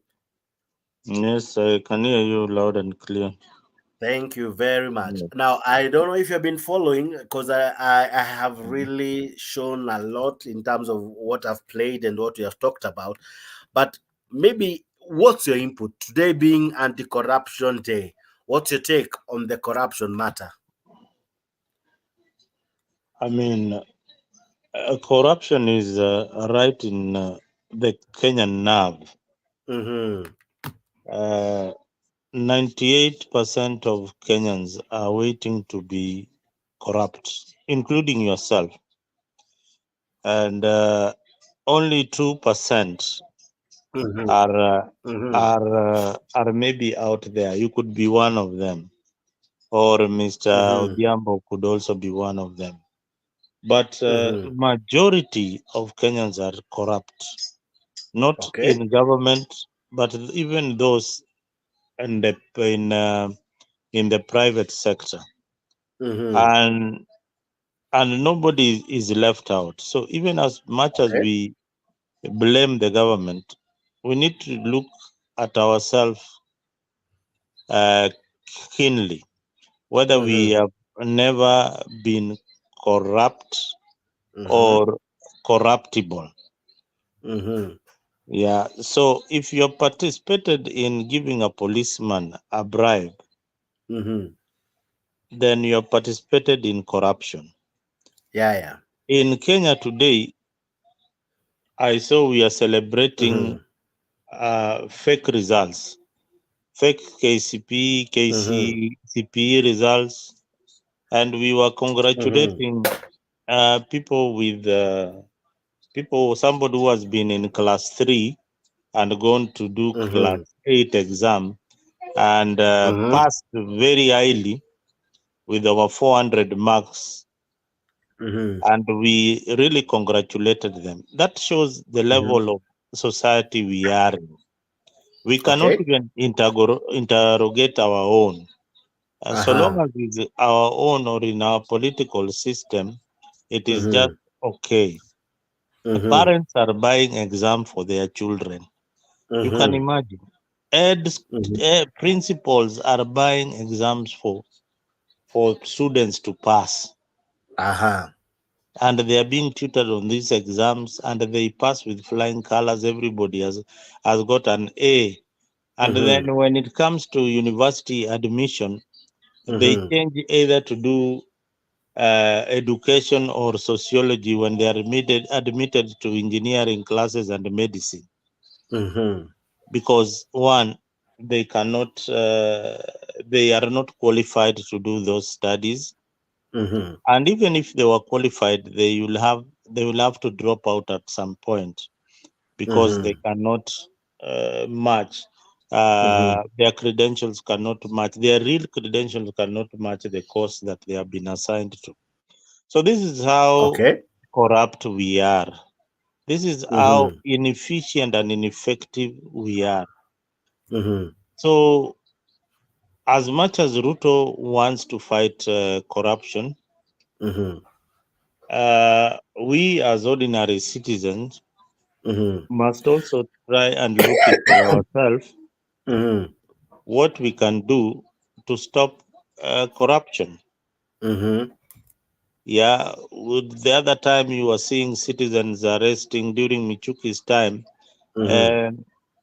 Citizens were arresting policemen who were trying to take bribes from matatus. Yeah, and they could, chase this police officer up and down and stop them from taking bribes. Now, you are in Matatu, Jakes, and you've been there. Mr. Odhiambo has been there. He's seeing a policeman being given money. He just keeps quiet because he wants to reach his destination. Then they come to Africa. People come to Africa and say, the government is so corrupt. You are also very corrupt because you have participated in corruption indirectly. Yeah. So let us look into ourselves so deeply, interrogate our conscience, and see what we can do to help our country. Yeah. Now, if I'm getting you correctly, you're saying that we train our children right from the time they're in school to be corrupt, in that we buy for them the exams, we give them shortcuts to life. Eventually, when they're out, one of the skills they have learned and perfected is the art of being corrupt, is the art of not working hard to acquire wealth, but the art of short dealings, right? Now, my question now comes in. We have institutions fully fully empowered by our constitution to fight this menace. From where you sit, how have they come out to really help in the fight against HIV, not HIV rather, sorry, against corruption? Thinking about corruption at times, it's difficult because we haven't seen strong fight as we have seen in other menaces, in other diseases, in other issues that affect our country. Terrorism, we work very hard. We equip our soldiers. We even send them to our borders to fight terrorism. Diseases, HIV and AIDS, we have NGOs working very hard. We have scientists working very hard to fight it. COVID, we worked very hard to control it. Yeah?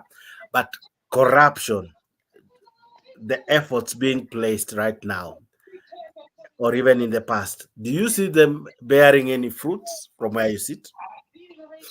You see, corruption, how EACC was entrenched in the constitution after institutions failed.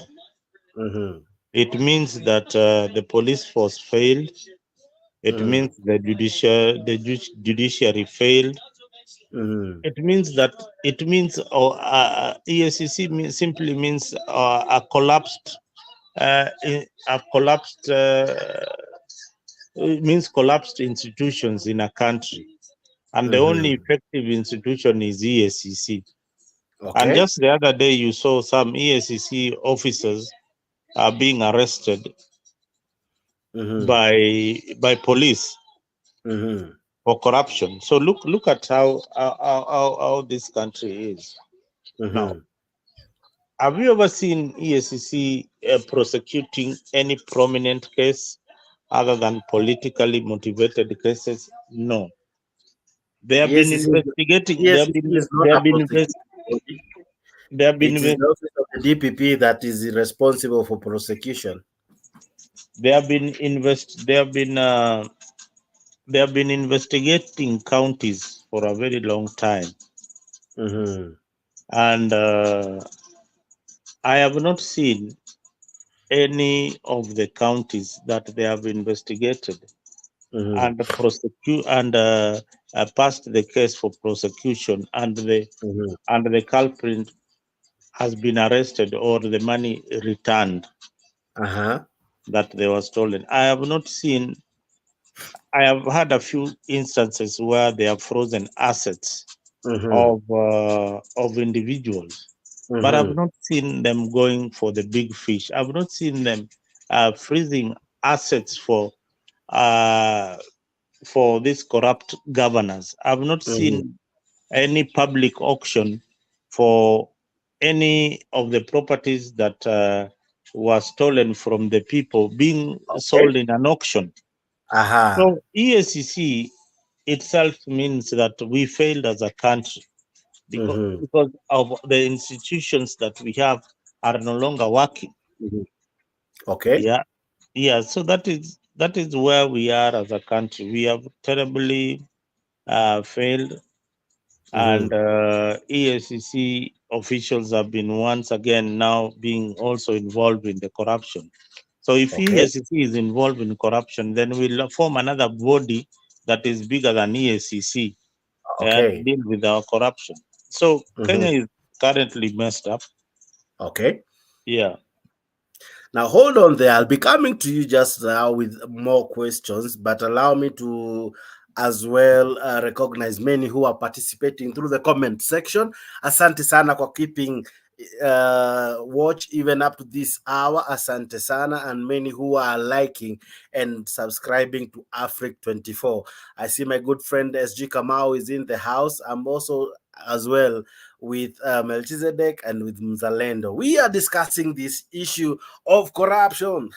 Fun enough, it's a day that has been marked to celebrate, or rather to commemorate or to acknowledge corruption. Actually, it's dubbed as Anti-Corruption Day. So allow me to wish SG Kamau happy Anti-Corruption Day to you, sir. How are you? Hiyo ni nini? Hiyo what is that? What is anti-corruption? It sounds funny.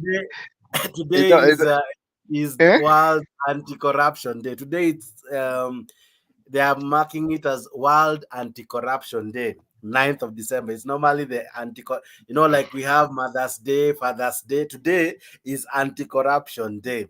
So it doesn't sound good. It doesn't sound okay. I think you should say Happy Corruption Day because let us face it. Let us face it, bro. We cannot have. There's nothing like anti-corruption in Kenya. There's nothing like fighting corruption. You can tell even from events of a president. They are full of corruption. The president and the people who are at KICC today, or I don't know when. I think it was today, launching about youth people. They should have been arrested. You told me. It told me. Just a moment. Those guys from Arizona graduated. I'm saying, what is corruption? Corruption is a breaking of an inner principle, my brother. It is not money related. You know, people think it's just money. It is even when your attitude is wrong, when you are corrupting systems, when you are lying. That is corruption. So I expected today, as they were celebrating it, to go and arrest those characters who are at KICC. The VC of Arizona, Mr. Itumbi, should have been arrested because they brilliantly stage managed it and lied to the people of Kenya as if we are stupid people, as if we are in some corner from Sugoi. You know, it is a pity to be a Kenyan today. Now, and therefore. If that Arizona issue is anything to talk about, it is a course spent for 3 weeks, and since it's online, you can even do it within a few days because everything is there. To those who had tried to look at it, but 1 year down the line, it's when they are now graduating. We didn't see representatives from Arizona University, coming on board to really showcase how they are proud in Kenya. I'm telling you. So why do you think it was just a circus? I think these are clowns. I'm sorry to say, the person at the heel of is a clown. Who is a better version of Mr. Bean. It's a better version of Churchill show. Because how do you, as a head of state, stoop that low and bring us comedy? Navisanga, Navipindire. Jesus Christ, what did we do wrong in this country? Mungu, why are you punishing this country? Because that is the least any president can do in the world. Lie to people, stage manage things, and think that we are going to clap and say he has delivered a promise. It is the most useless thing I've ever watched. It is the most unbecoming. I am looking for the best word. I don't want to be so vulgar. I want to look for the best English word for that. Vipindire. Yes. Now let's come to the matter at hand. The show today is about corruption, and we are trying to look at some of the things that have happened. I've tried to play most of the clips concerning corruption. I've tried to tabulate most of the money that has been lost, and sorry to shock you, we are nearing close to 100 billion, and nasijacheza zote na si ati za zamani sana from the recent past. We're talking close to 100 billion worth of money that has been lost through corruption, and it is I think it's even more than that. That's what has been captured on camera, or what we have been able to speak about this far. From where you sit, have we been able to really fight corruption? Truly speaking, have we? You're asking me that question? Yes, I am. Okay, let me start this way because I want to be so polite and very focused and straight to the point. My brother, let us stop this circus of fighting corruption. There is no fighting corruption that is there. Those are choir masters. It's a choir, and the leader of a choir. Until we find who stole Weston Hotel arrested, until we find these people who stole a load called procession away. There's no corruption we are fighting. Let me put it this way so that you understand. Yeah, And I want to explain it in simple language because I know that I've been in good schools. If you have cancer today, if you are told you have cancer and you have 4 years to die, what would you do, or what will the medical or the doctor tell you to do? If you can answer that one.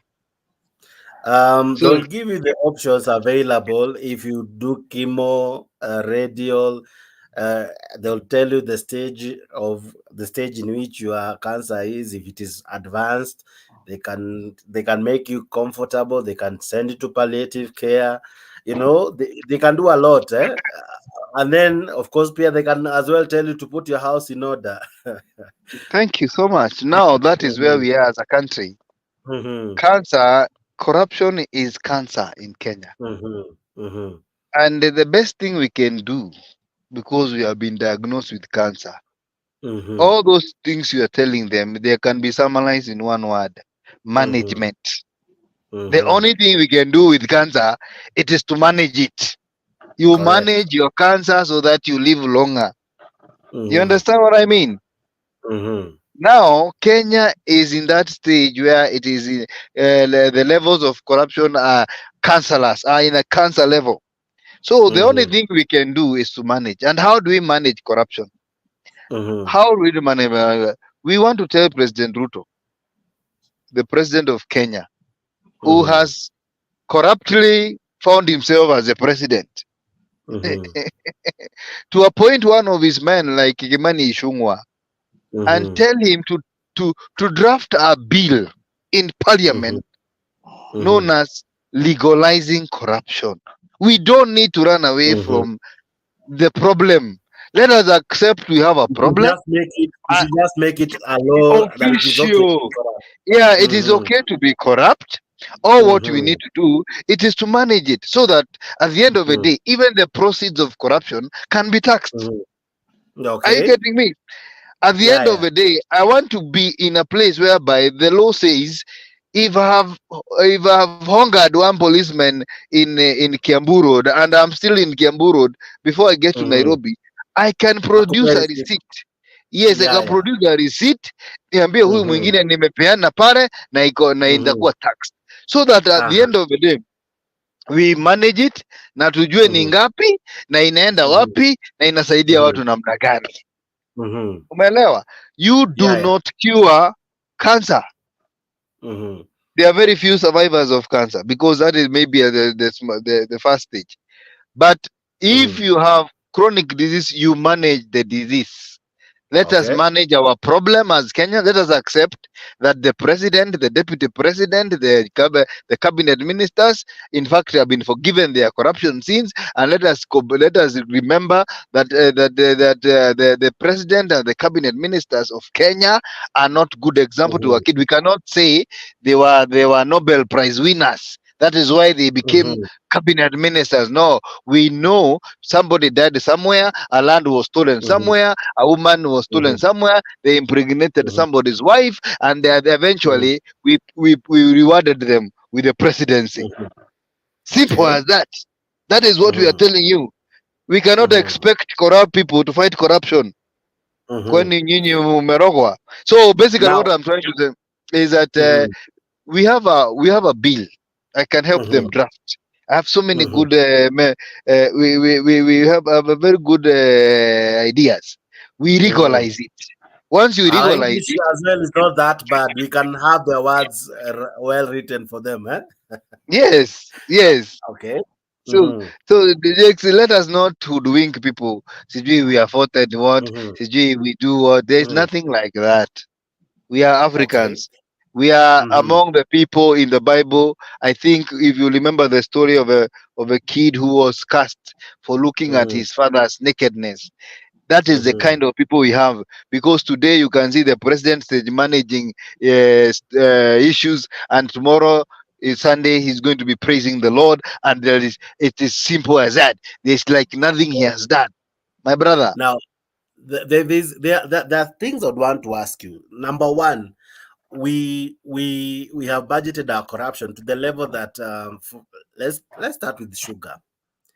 Sugar marked for destruction wasn't destroyed. It was marked that it was not fit for human consumption. It found its way in people's shelves. People bought it. Oil, edible oil. One was classified unedible, and then a few days later, after the public came out to condemn the government, came out and said it's now edible. Even such amounts of corruption that they don't even mind human health. Do you think we need to reach a point that now, as a people, we need to go and demand that if you bring something that is not worth for human consumption, one, you should be answering those charges in jail before we even talk of whether to destroy it or because in any case, the burden of treating people who have either contracted cancer or other diseases related to consuming contaminated food, the burden of treating, now usisahau ametoa NHIF as we knew it, and it's almost criminal to be sick in Kenya now. Do you see as though there is anything we can do so that one, we remove corruption from food? I am telling you, and I'm going to repeat this, there is nothing we can do, bro. If you can wake up one day, you wash your hands, wash your body, put a suit, line up and vote for a corrupt president, my friend, that is the highest, or let me put it this way. I mean, it is rotten from the head. When it is rotten from the head, it doesn't matter how many policemen you're going to catch. It doesn't matter what Keb says and doesn't say. It doesn't matter what this Ogide bishop, useless bishop, says or it doesn't say. It is rotten from the head. There is nothing you can do below. All these things you see them doing here, catching a statement there and here, those are just gymnastics to keep us busy. But I can tell you, my brother, for free from where I sit, unless we legalize corruption, there is nothing we are talking about here. So those edible fuel, they will be eaten, people will die, and it is none of anybody's business. You think the president cares? And you think he cares that he doesn't care? My brother, he can never care. Because why? I made it to presidency through corruption, my brother. So it is rotten from the head, and it's unfortunate. It is sad, but we are living in this country, and we are going to live with it. Because if you tell people to go and demonstrate, they tell you, no, we are not. Kalenjins will tell you, you are fighting our son. You know, Kikus will tell you, you are fighting Likiji. You know, those stupidity things. Yeah, where people say, no, me, I cannot vote Raila because he's not, he is not circumcised. So we have that kind of a problem, which is a curse by itself. And therefore, my brother, to tell Kenyans sijui to shout on the top of the roof, sijui mafuta wamekuna iko na mbaya wamekufa, let them die. Those who die. Let them live, those who live. Because we as a country have a problem. As a people, we have a problem. How do you wake up and go to and vote a person who has suspicion of corruption, who have suspicion of murder, who have suspicion of rape, who have suspicion of everything you talk about in this world? Yes, he also displays all these good things. He is in church.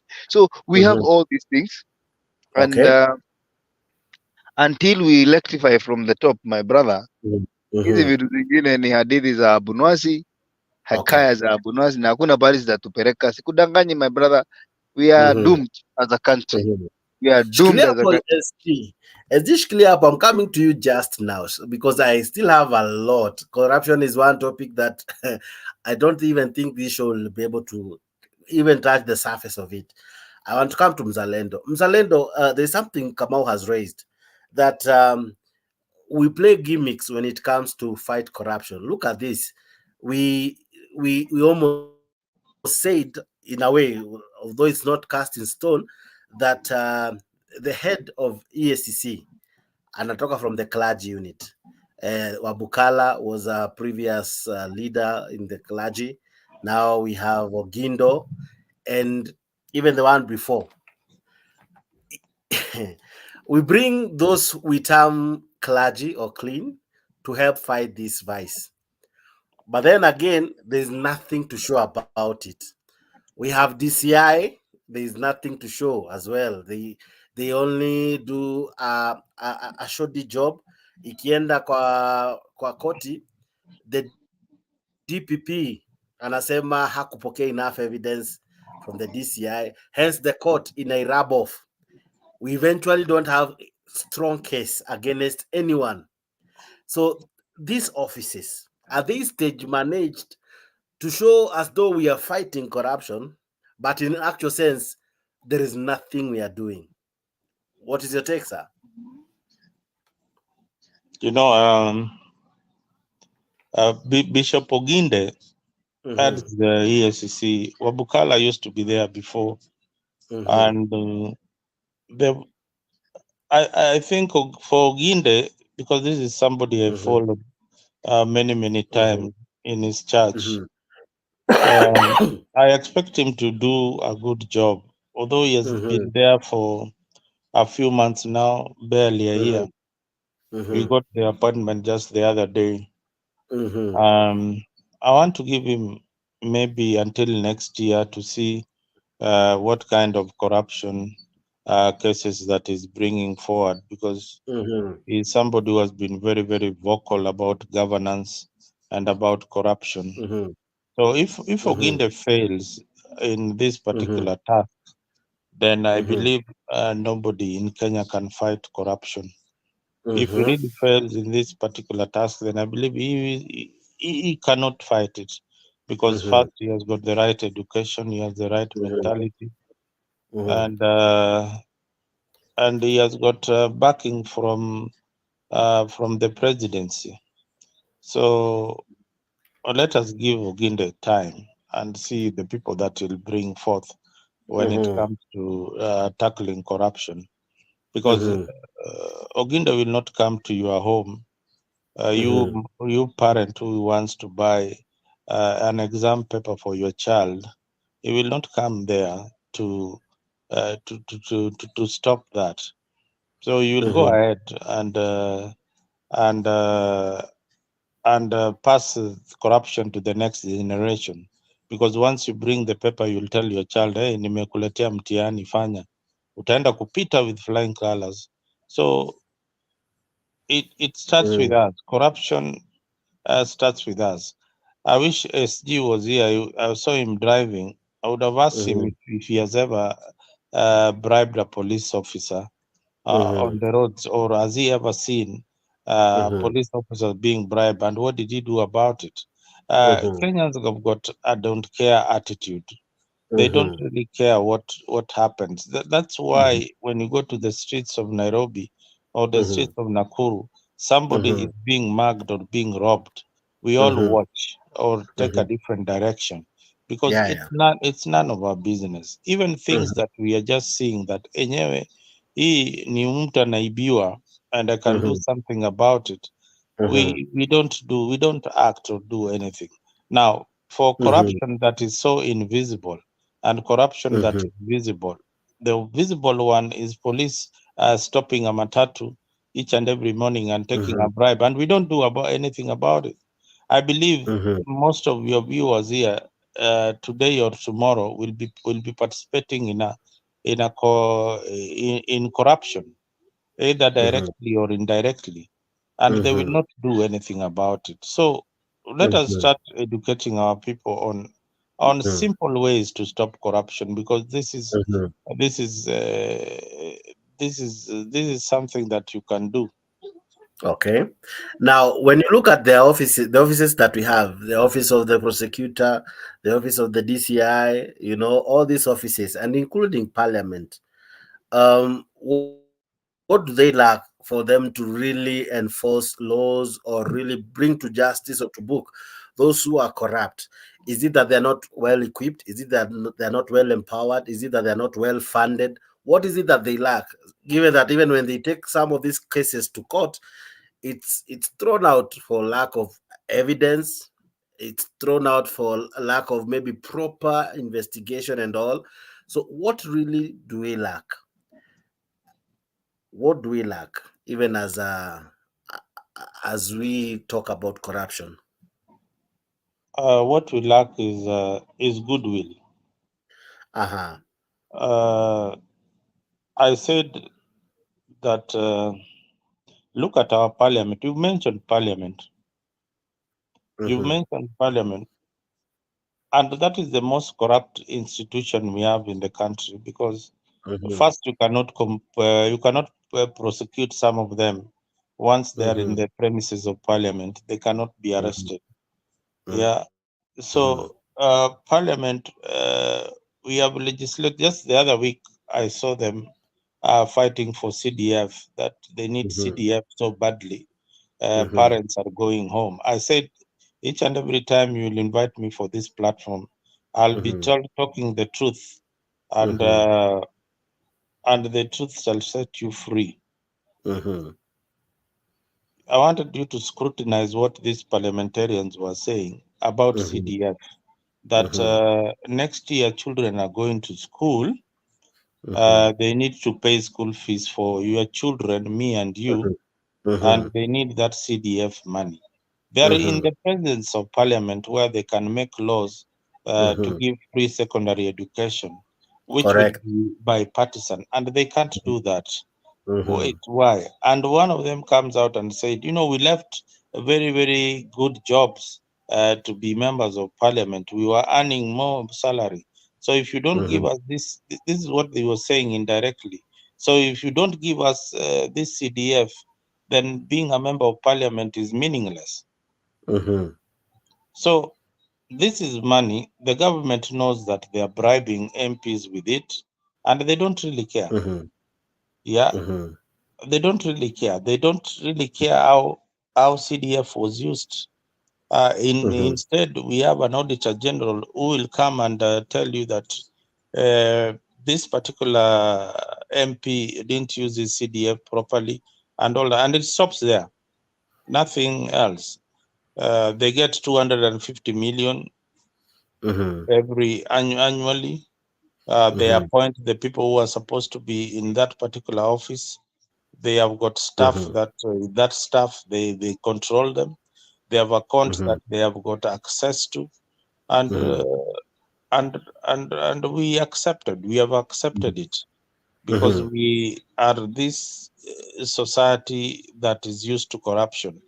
And I told you, most Kenyans are waiting for their chance to be corrupt. Just the other day, you saw a tourist going to an hotel and ordering chapati, and what did he order? He ordered matumbo and ugali. Yeah. Ugali and matumbo. That one was extortion, right? That was corruption. It was everything. It was theft. That was direct theft. So you can see how when this guy saw the color of the skin, and the only thing that came into his mind is how much money can I get from this deal? Yeah. So he decides to charge the Mzungu 800 shillings for ugali and 200 for matumbo. And the next moment, you'll find this guy being invited in media houses to give his story why he had to do that. So that makes a story. That is not a story. That is something that should be condemned.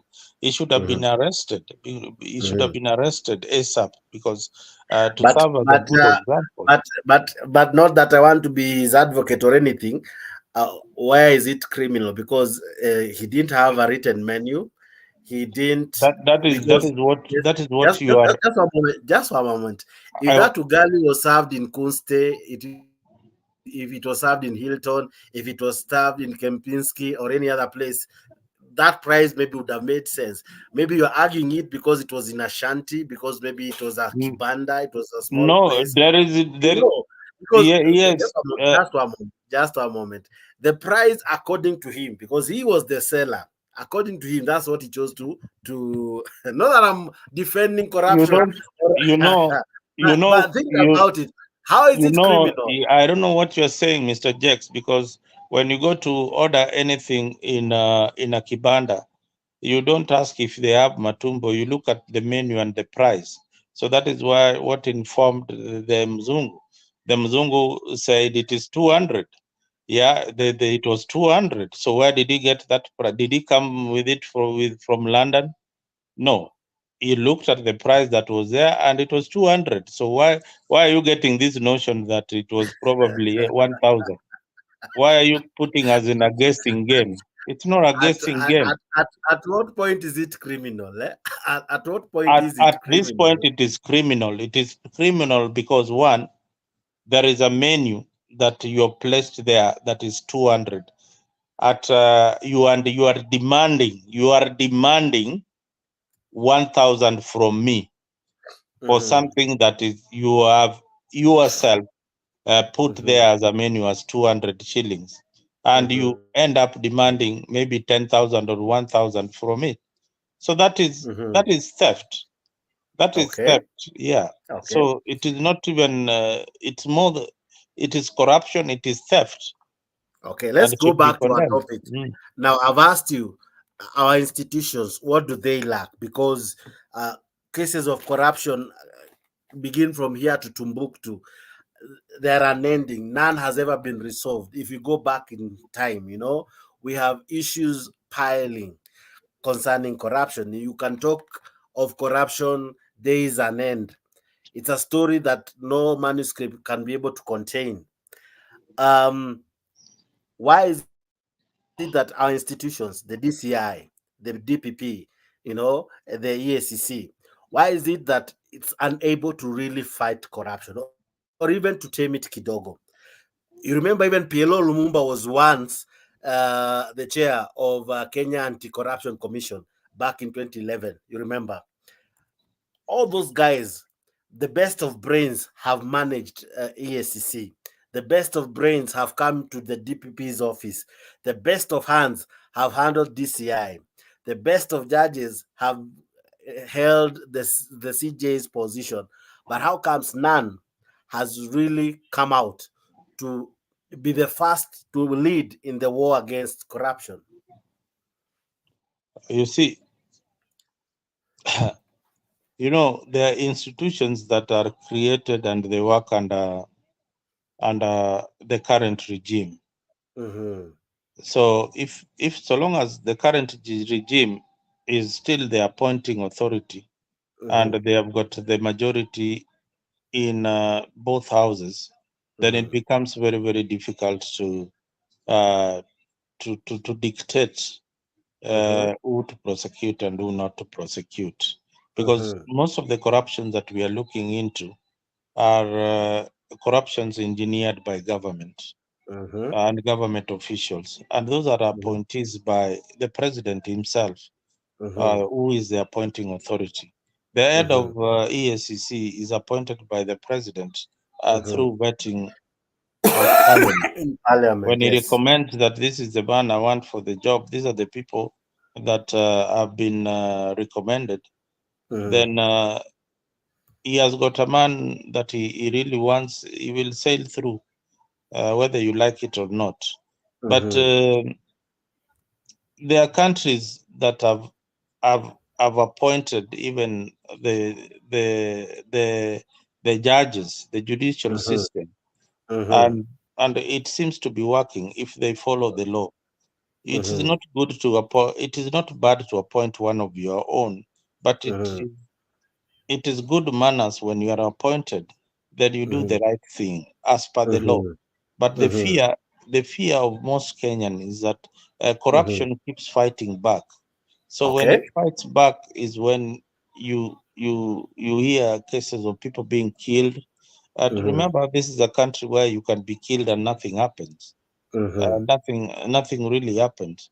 Yeah, we have seen so many cases of people disappearing, and we hardly do nothing about it. So that is where we are as a society.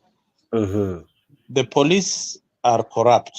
Tell me of any police station you can go to today and get services. They don't even have an emergency line. Look at a country like Kenya.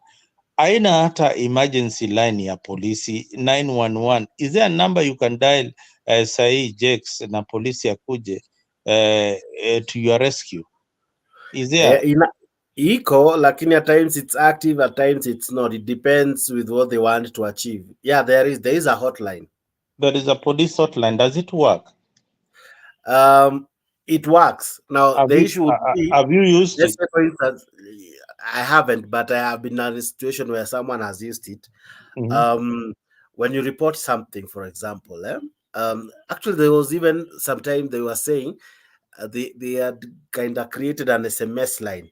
If you spot corruption happening, you kind of screenshot it or you write a message where you are, blah blah blah, and you send. I'll get that text where we used to send it, and then they were saying that one would go directly to Matiang'i those days, and it would go directly to the president. They will be able to see what is happening. There is also this hotline where you call the police if there is crime, for example, happening. Now the issue is when you call, you'll be told mkubwa, umepiga simu lakini gari haina mafuta, tuma pesa za mafuta tutume gari, or it rings without anyone answering, or it is ever engaged. So we really don't have an effective police line or helpline in our country, well established, that when you call, you are assured that you will get help from the authorities. That one, I can authoritatively say it's not yet there, or it's not fully well cut out for Mwananchi to truly understand it. You see, can you imagine if we had got that line that you can call when you feel that you are being victimized unlawfully, and the police comes in less than 10 minutes or in less than 5 minutes, they are there. If that particular gentleman wanted to corrupt you, then imagine that police officer would have saved you from that particular situation.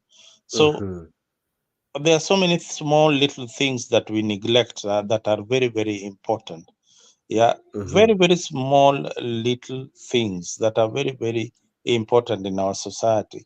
The police has to be effective. And what causes corruption? Perhaps that is what you needed to have addressed.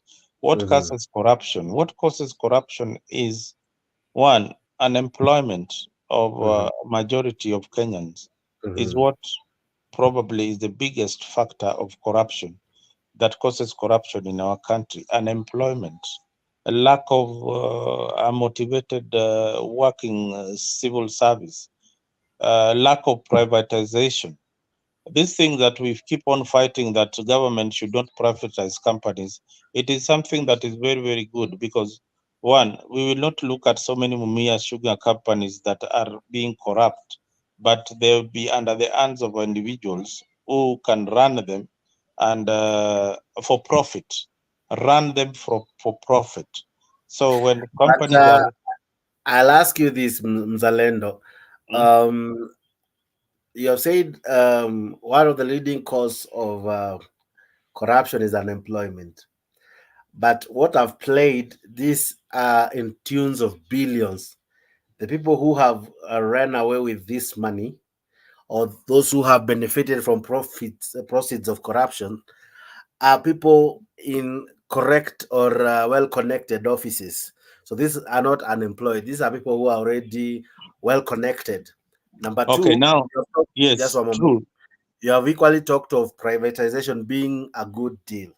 I'll remind you correctly that most of the things that Kenya has tried to privatize, either the deal was shoddy or money was lost. Two, those institutions, those organizations, those corporations that were one time privatized either collapsed, shut down, or were defaced from our country. They became extinct. Those that were privatized, very few have succeeded. Very few have succeeded, and majority of those that will be privatized, you will find it is a Kenyan buying our land, buying our institution, buying our corporations, so as to continue benefiting. And eventually, once I'm a milk dry, I use it in form of shares and all, and then I okay, then it collapses. So I don't know from what angle you're looking at what you have said, but I would want you to really elaborate what you mean on one, privatization, and unemployment being the lead cause of corruption. Those two things that you have equally raised. You see, when a private individual or a government officer steals 100 billion, that money was meant to provide services for the people. That money was to have a trickle effect down there for the economy of the country. And when the economy of the country is growing, the companies are able to employ more people. So we'll have less people being employed because one individual owns millions of shillings that is not trickling down to the economy. So that is one aspect of corruption, whether it is you as an individual stealing it, but that money should be floating in the economy so that the economy can grow. All right. Somebody who is procuring a tender and is shortchanged by somebody in government has got also people that he has employed. These people will be laid off because they didn't get this particular job, and it went for an individual who is going to do probably a shoddy work, as you said. Now, I also wanted you to tell me, since you posed a question of the company that has been privatized by government and it's collapsed. So where do I even begin? No, I wanted you to tell me maybe one or two companies like Uchumi was sold. It is not even there. Uchumi had never been sold to any private individual. It was private. It was. Uchumi had never been sold to any private individual. Uchumi government has been pumping money each and every time to run that particular government, but a particular supermarket. But it has failed, just like Mumias and the rest of the industries that they've been trying to put money instead of selling Uchumi. If Uchumi was privatized, then it would be a different company altogether. It would no longer be Uchumi. It would be given another name because it's coming with a new entity. So Uchumi was never privatized. But government failed in pumping more money in Uchumi, and yet it's not getting any profits from Uchumi. So we have the work of government is not to run a supermarket. Okay. Please. Can I give you more? Actually, the list is there online. You can go for it. I was just giving you like one. Kenya Telecom. Kenya Telecom was privatized from year 2007. That is one. There is Kenya Electricity Generating Company. There is Kenya Railways Corporation that eventually KenGen has not collapsed. Kenya Railways has not collapsed. The government still remains. Listen. There is Mumias in 2006. There is look at when you are looking at this company. There is Kenya Re. Remember Kenya Re? I want you to look at. I want you to look at what the government owns in these companies. Don't just look at privatization of the companies, and you don't really look at what the percentage of shares that the government still controls in this company. I have the percentage with me. Yes, just read the percentage. With me. According to, let me read it for you. According to what I'm looking at, before 2006, Kenya Electric Generating Company, that is, you call it KenGen. I don't think I'm not sure, but maybe. The IPO then, which was later on sold. The shares was 100%. After privatization to the public and all, it dropped to 70%. Telkom was at 100%. No, just Jakes. So pole, go back. What have you said there? I have asked you a simple question. What was what is the government shares in that particular company? Now 70%. 30% has already been sold to the public. 70% of the company is owned by government. 30% is owned by the public. Have you answered your question? I haven't finished. I haven't finished. If 70% is owned by the government and 30% is owned by the public, who owns the majority shares? Of course, very well. Then let's talk of let's talk of Go others. to the next company. Very good. The next one is Telkom. The government had 100%. It was for strategic sales and all. Then after privatization, the government now controls 49%. And this is what was sold at 6 billion, then later on bought back. You remember the case of Nyakango? That's that point. So that's 49%. Kenya Railways, 100% before, 100% after privatization. So I don't know. I think so you've just answered your question, Jex. These things of privatization. But the best of the best. The only thing that the government does is just sells a bit of. Mumias will collapse. Mumias is in the list. Mumias is in the list. Look at Mumias. Look at the Mumias. Look at how much the government has pumped in as the owners of Mumias, and how much it has lost as the owners of Mumias, and how much it lost when it was privatized, and still the owners of Mumias. Mumias has never been privately owned. Never, ever.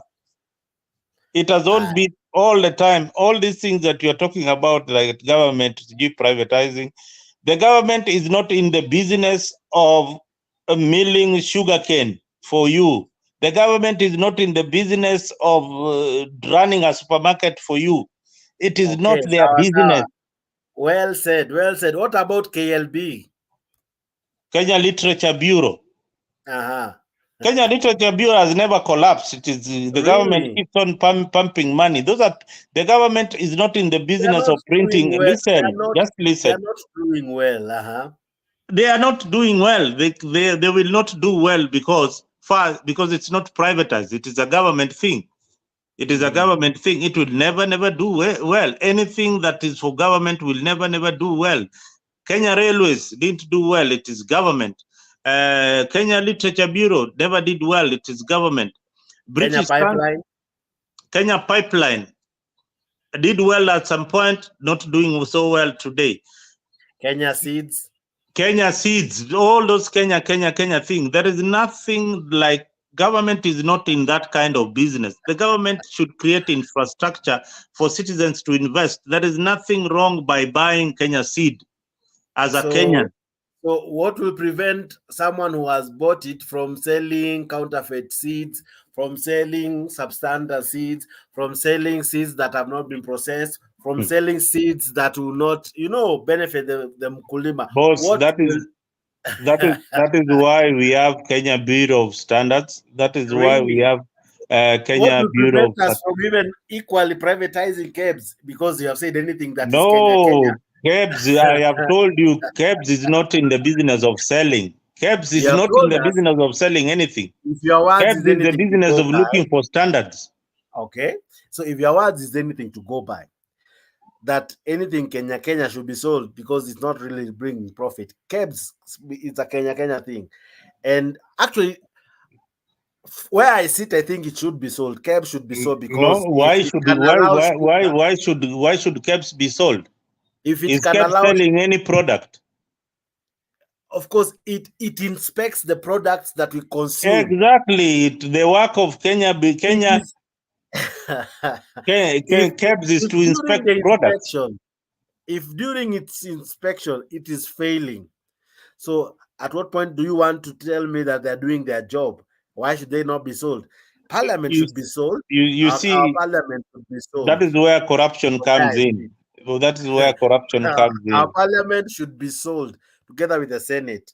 When we sell it, the good thing about selling it, one, the MPs now will be paying rent. The MPs will be paying rent, which will be very good. And this building will now begin to benefit Kenyans, because as it is, it's not benefiting Kenyans, right? So that building, if it is earmarked for privatization or for sale, I personally would be the first one to champion for the sale of our Kenyan parliament, because as it is, it's not benefiting Mwananchi. That's a good place. If those are the things you are telling me, Let maybe I would agree. me just give you practical Because they're example. equally Now, Kenya, as you're saying. I think you are daydreaming. Let me give you a practical example. KICC, Intercontinental, is it? Not Intercontinental Hotel,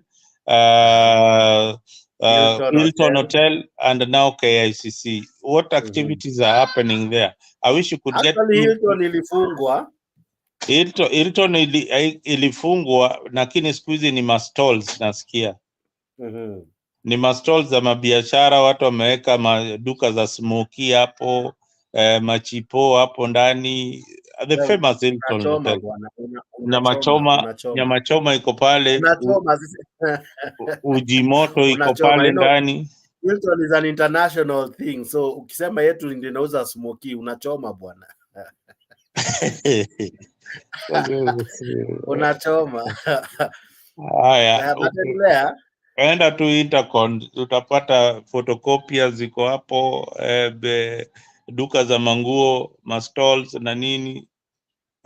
So unaangalia hii nchi, kuna mahali tulikosea. Kuna vitu mingi sana we are getting it all wrong.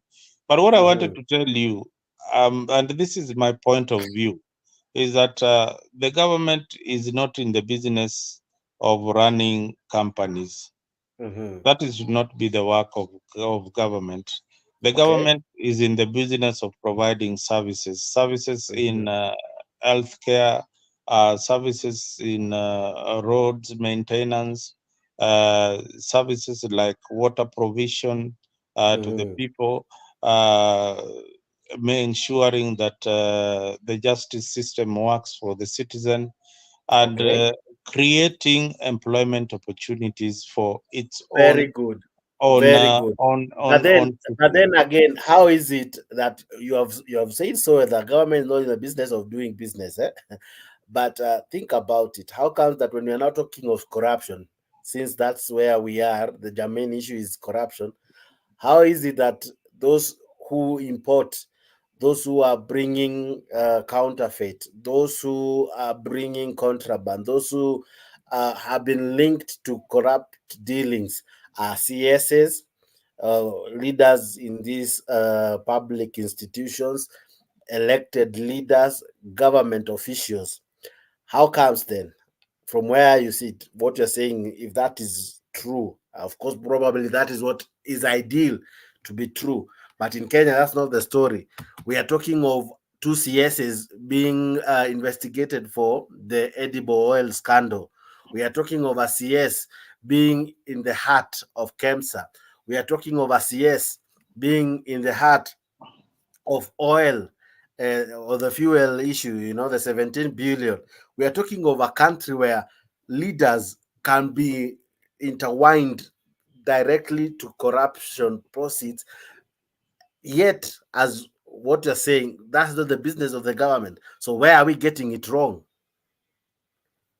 You as a citizen, every 5 years, you are given a responsibility to work with the best of your knowledge to elect the most credible leader who will represent you from the ward level to the Senate, to the presidency, and definitely, of course, Parliament, where the laws are made. if you elect a corrupt leader that you know that this is corrupt, the person I'm electing, I know his history as corrupt, or I know his history as being corruptible, I know his history as a thief, then you expect a different results. Then that's where the problem is. You can't elect a devil and accept, and at the end of the day, you want to get an angel in return. You know, so we have elected these leaders. We know that they are corrupt, and we still keep on electing them. And you hear Kenyan saying that mimi najua hii serikali ni corrupt, lakini huyu kiongozi ni corrupt, lakini mimi nitamchagua tu. I don't know whether you've heard that kind of nonsensical talk with have you heard that kind of talk? So why do you think that they go ahead and say ataiba tuletee? Ataiba huyu ashaiba ya kutosha. Huyu ataiba alafu atuletee hiyo pesa So you can imagine where we are as a country. Why do we elect such leaders? First, because we are looking for handouts. Yeah, we are looking for leaders who can corrupt us. We are looking for this rich man who has stolen money to come and vie for an MP position. And we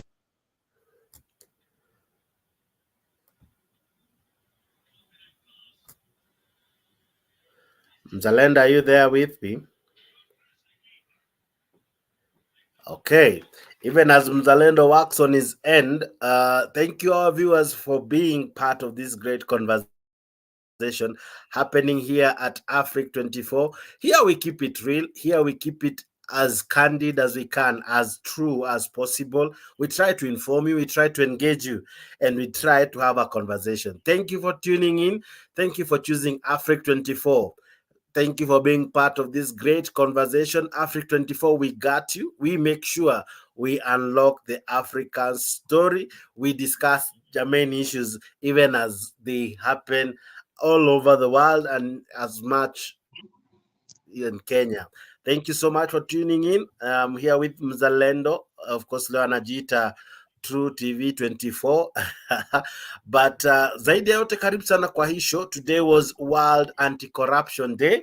So we are looking at that issue. We are looking at that topic, corruption. You know, it's no longer an animal. It's no longer something small. It's a beast that occupies our land. No regime has successfully defeated this animal known as corruption. No one has been able to come above it. None has been able to master the tactics of corruption. In any case, corruption is here with us. Some are even proposing, do we legalize it? Because it's like it's here with us to stay. We have been able to tackle HIV. We have been able to tackle TB. We have been able to tackle malaria. We have been able to tackle, name them, COVID and every other disease. We have been able to tackle floods. We have been able to tackle all forms of challenges. But this one huge giant by the name corruption seems not to give up, seems not to give in. He seems to really prove difficult to defeat. That's what we're discussing. As well, I've tried to bring several instances of corruption dealings or corruption syndicate that have been brought to our knowledge, of course, through the media and through the press. And throughout the show, we have tried to talk of corruption, either in this government or in previous government. Your role as a mwananchi, what, how you have been involved and what you need to do, or probably what you ought to have done. We have kept quiet for quite some time. Some of these dealings have gone undisturbed. They have gone probably even unnoticed. or even when they were mentioned, nothing much came out of it. We didn't really follow up to see that the perpetrators were brought to justice. We have not gone to the level of making sure that our proceeds are brought back. Some of our money, some of our taxes, some of our resources have been stashed abroad. You remember the expose from the Pandora paper. I don't want to call that being our money, but the owners therein never came out to really explain to us, as they promised when they were abroad, how that money ended up being in those countries, and how comes the money is almost in tune or close enough to Kenya's budget, to Kenya's almost total wealth, or to Kenya's the amount that we budget for, say medicine, say education. Someone holds such an amount in a personal account. But anyway, thank you very much. We continue with the show. I'm with Mzalendo. Of course, I had others before, but we continue with this great topic. Asante sana kwa kuwa pamoja nasi. This show is your show. Here we invite you. Here we don't really advocate for anyone. We don't come to speak because we love the government. No, we don't. Neither do we come to speak because we love Azimio. No, we are not an extension of the opposition. Neither are we the mouthpiece of the government. We create this show for you, Mwananchi, to come out and speak. Speak your heart, speak, because that's what you can do. And maybe your voice somehow will land in rightful places, and action somehow might be taken. And you never know, your voice may be heard, and your voice can bring the change that we truly need. Let's continue. Zalendo, you're back. You had a fallout, but let me ask you, even as we continue with this debate, the money that has ever been lost in our country is a lot. If it is not in trillions, I don't know. I think it's already to be sharp at trillions, because Nikibao, will we ever recover from corruption?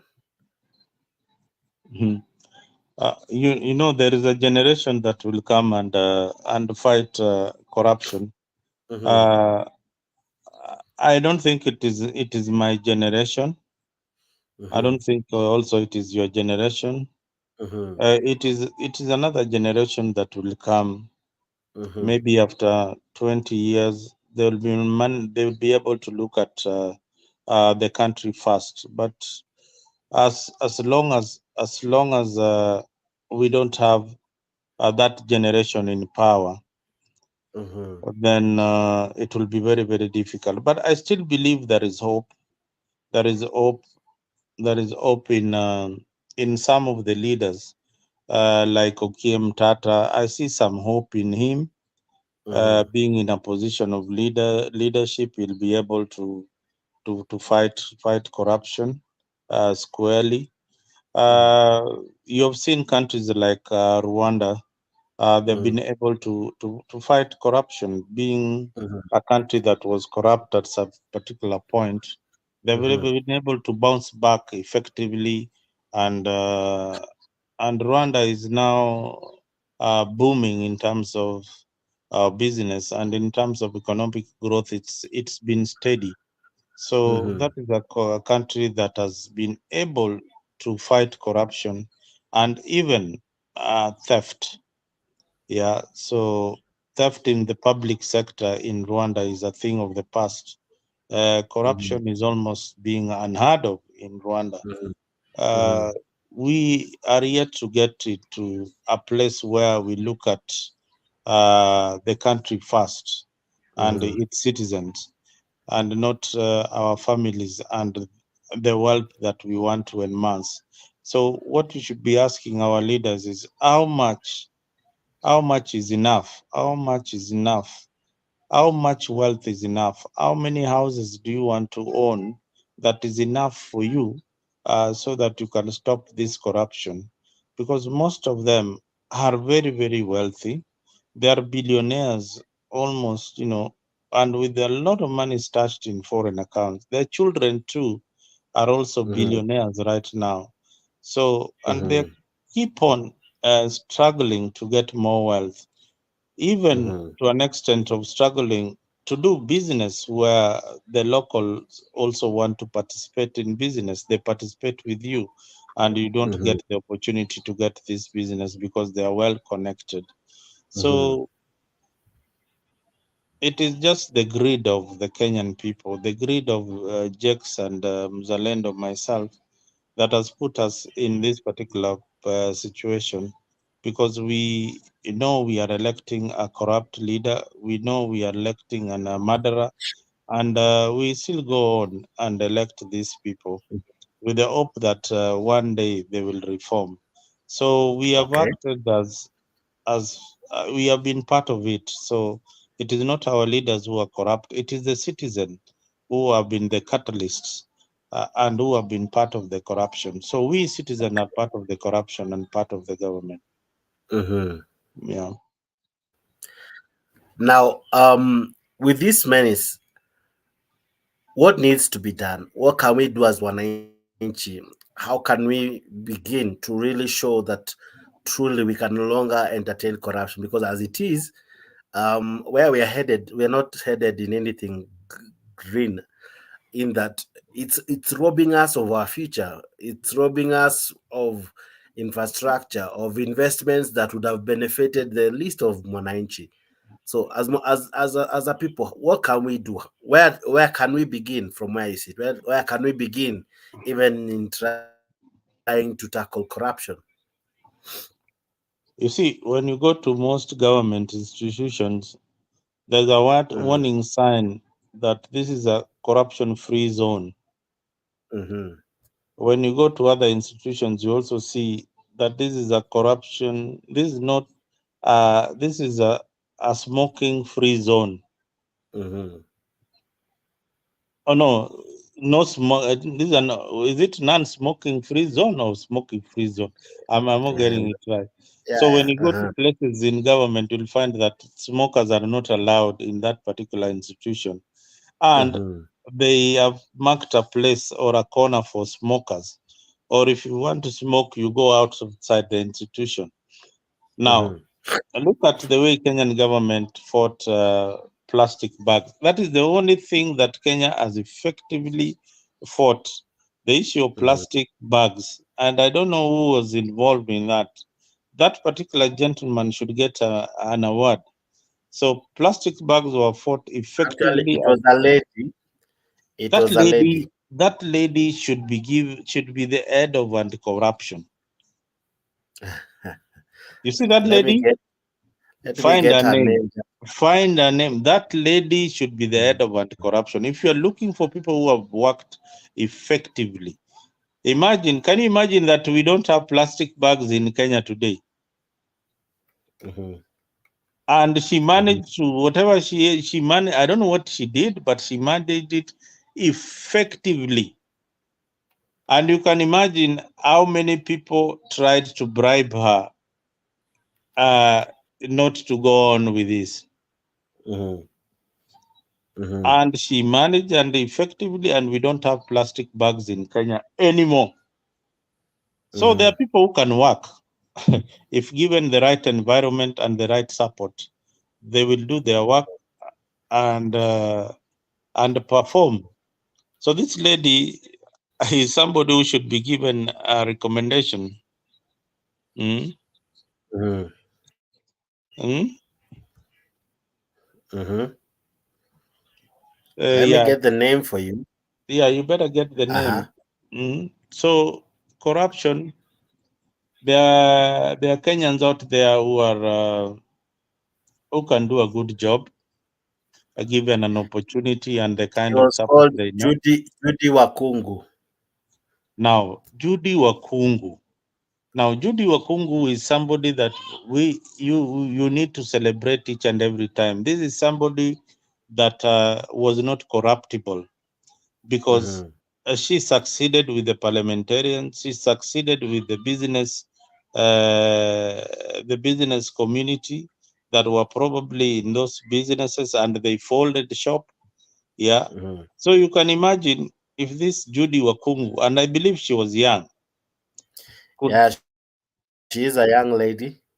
She is a very young lady. So you can imagine that this is a young lady who managed, without a lot of experience, managed to stop the polythene bags in Kenya. I wonder where she is right now. So this is somebody who would have, if she had applied for the job of anti-corruption, I would really support that she's be given that particular job, because she has succeeded in one sector and we have seen the results. Look at Michuki. I think she's now the ambassador of Kenya to France. She's in France. She's there. No, she should not be an ambassador. That lady was needed in the public sector. In Portugal, Serbia, and I think now she's currently in France, if I'm not wrong. But let me confirm that for you. Yeah. You see, this is somebody she's a good worker. She should have been taken to places like Saudi Arabia, where Kenyans are suffering and all that. You know, some of these people are out there, but if you push them to be ambassadors in France, there's nothing much that we need from France. We need her back at home serving the country. So we have people like that. We had Michuki. We didn't know that Michuki could tame the matatus, the matatu industry. Yeah. So Kenyans who are not used to wearing a seatbelt, for the first time, you could buckle yourself up. Yeah, during Michuki's time. Na ni kwa nini? Because he really enforced those rules. And he made sure that in the morning, ako kwa matatu anaangalia nani hajaweka mshipi. Sometimes he would just pop in a matatu and, there you see Michuki doing his rounds, trying to find out nani hajaweka mshipi. Look at what he did with the Nairobi River. I mean, these things can be done. It's only that we have the wrong people. We have the wrong people in government. So choose the right people. Can I tell you something funny? Do you know she's the daughter of Mudi Awori? I didn't know. she's the daughter of Mudi Awori. Oh, okay. You see, now Angalia. Yeah. You see, now this is somebody who has got nothing to lose. Kama ni pesa, ameona. Kama ni nini, she just wants to serve her country. So this is somebody who should be celebrated, I'm telling you. She did a good job. Me, I was shocked. I arrived at JKA with a plastic. Her father equally did bring good reforms in prison when he was the vice president. The awards are workers. They have done. They did a good job. Had he beginning given a chance, he would have been a good president, Mudi Awori.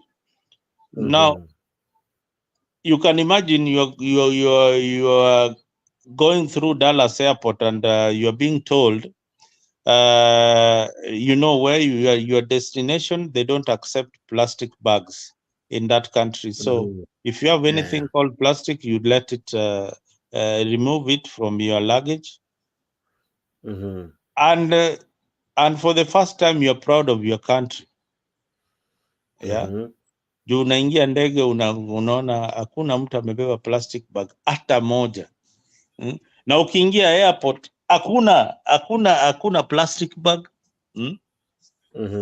Yeah. So kuna watu wanafanya kazi. There's also equally something funny about the awards. You remember that Waluke guy, the one who was charged with the maize scandal? One of the ladies who they were convicted together with, the old lady, she was called Grace Wakungu. You remember? Grace Wakungu is an auntie to this Professor Judy Wakungu. So as much as you want to give them credit, no, I remember the lady. I remember there'll always be a black sheep in the family.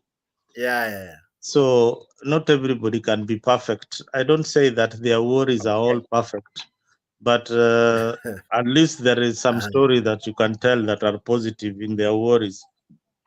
Yeah. So I remember that lady so well. She raised around 150 million in less than an hour. Yeah, in few minutes through WhatsApp group alikuwa amejaza pesa ya bond. Alikuwa amejaza pesa ya bond. Na brother yake ni Awori, angeweza kulipa tu hiyo. And remember Awori, the Aworis have got also, kuna Awori who was a minister or a vice president in Uganda. I don't know what he was. Who? Agri Awori or who? I think in Uganda. He was an economist in 1939 kitambo. No, alizaliwa 1939 Hapana, kuna very recently. Agresi Yoyi Awori. Born in 1939, was an Ugandan economist, a politician, and an Olympic handler, and a minister for information and blah, blah, blah. Yeah, he's still there. He's a former ICT. He died actually. He died. He died at the age of 82. Yes, but he really served in Uganda. Yeah, so hao ni watu wamekuwa kwa hizi maserikali. So you can't rule them out. They've got the experience. So I think, unless you have any other question, Jax, I think I'm done. So what would be a message to Kenyans on this day that we are marking the Anti-Corruption Day? What would be your message? Most Kenyans are corrupt. They should stop blaming the government. Majority of us are corrupt in a way, either indirectly or directly. If you want to fight corruption, start with yourself. Look at yourself properly. Jiangalie vizuri. Na uanze kuangalia ni nini aswa kama wewe Mkenya unaweza fanya ili kuangamiza ufisadi. Okay. Corruption starts with you. When you wake up in the morning to your workplace, to anything that you do, try to be this positive example, because when you start bribing police officers, because that is the simplest bribe that always comes across, ni kwa mwananchi wa kawaida ni kuonga polisi. Kama uko na gari umeonga polisi, kama uko na biashara ya matatu umepeana, anaona matatu ona, for his business to thrive he has to have money ya polisi, ya kuonga polisi every day. So as much as you will complain that polisi wanachukua pesa, polisi hawezi chukua pesa kama haupeani hiyo pesa.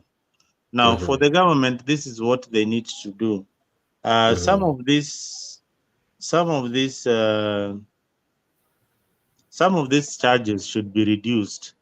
Like for example, a traffic offense. A traffic offense should be the maximum that you can pay, or should be about 2,000 Kenyan shillings. And a minor traffic offense should cost only 500 shillings. So 500 shillings, and you can pay it through your phone. All right. So a police officer has got no time of arresting you, taking you to the police station while your fine is only 500, and you can go online and pay it, or you can use your M-Pesa line to pay that traffic ticket that anakupatia.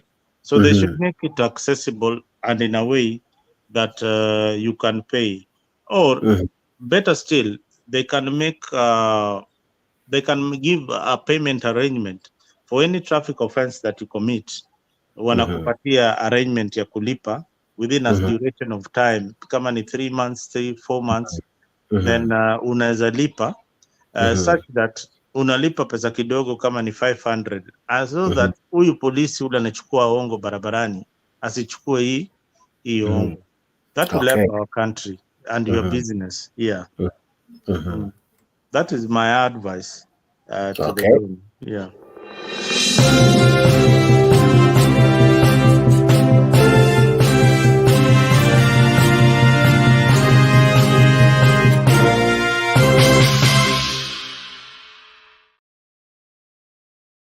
Oh, wow. Thank you, Mzalendo, for your opinions and above all for what you have raised. Now the show doesn't end there.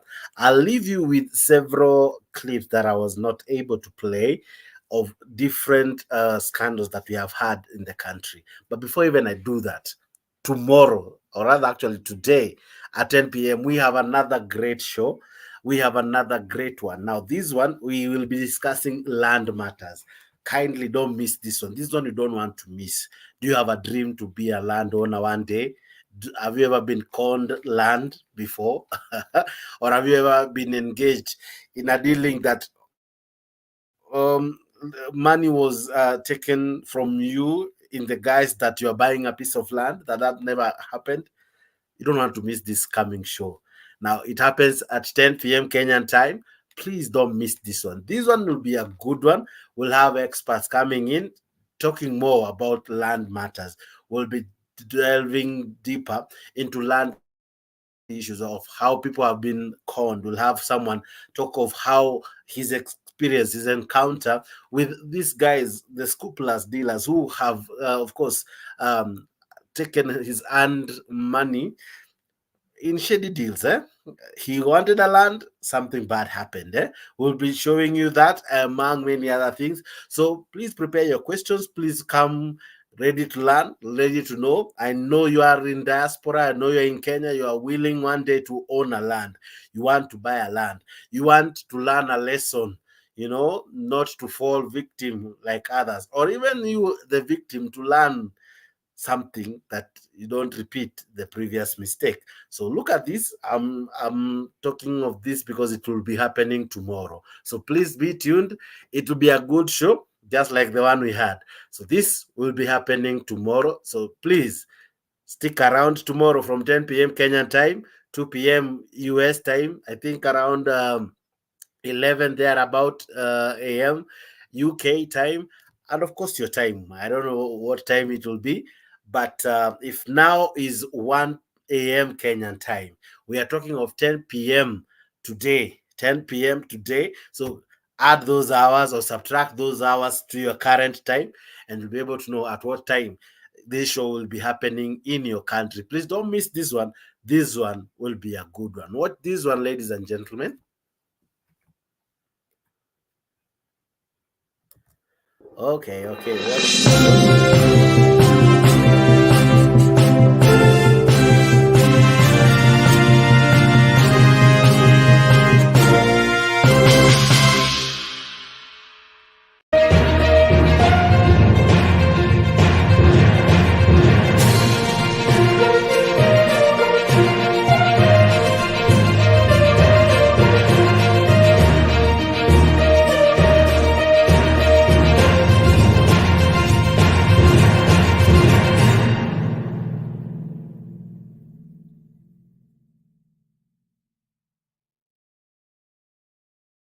Right, that happens tomorrow. All right, that happens tomorrow, or rather today, for those in Kenya, today at 10 p.m. So make a date with us.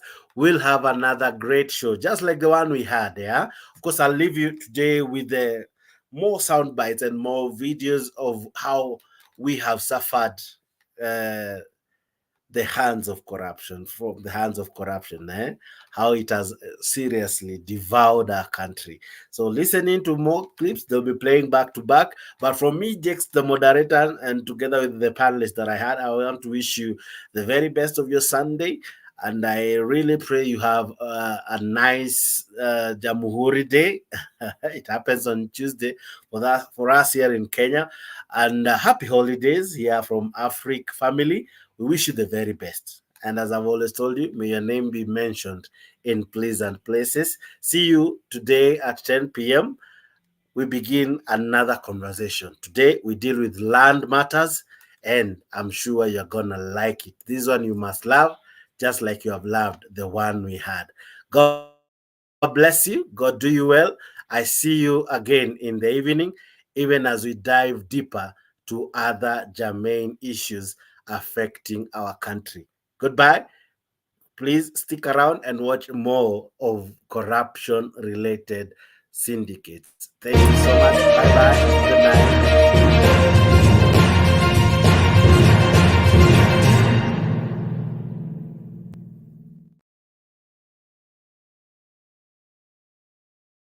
Secret documents that have now been shared with the NTV Investigations Unit. It all began in the very first cabinet meeting chaired by President William Ruto. Frederick, how are you? In that meeting held on the 10th of November 2022, Investment, Trade and Industry Cabinet Secretary Moses Kuria and his agriculture counterpart Mithika Linturi presented a brief to the cabinet codenamed CAB Inset 2272. That brief was to seek for the importation of maize, beans, rice, sugar, wheat, soya, cooking oil and fertilizer. In the cabinet meeting, please note, the reason for the importation given by Moses Kuria and Mithika Linturi was to assist in lowering the cost of living. It has taken the NTV Investigations Unit 7 months to uncover that a lot more went into the deal than just the flurry of inter-office letters and documents. What we have before us is an indication of how oily, shadowy and connected individuals may have walked away with some 5.6 billion shillings at the expense of the government. But as it would appear, top government officials were involved in aiding what comes across as coordinated tax evasion.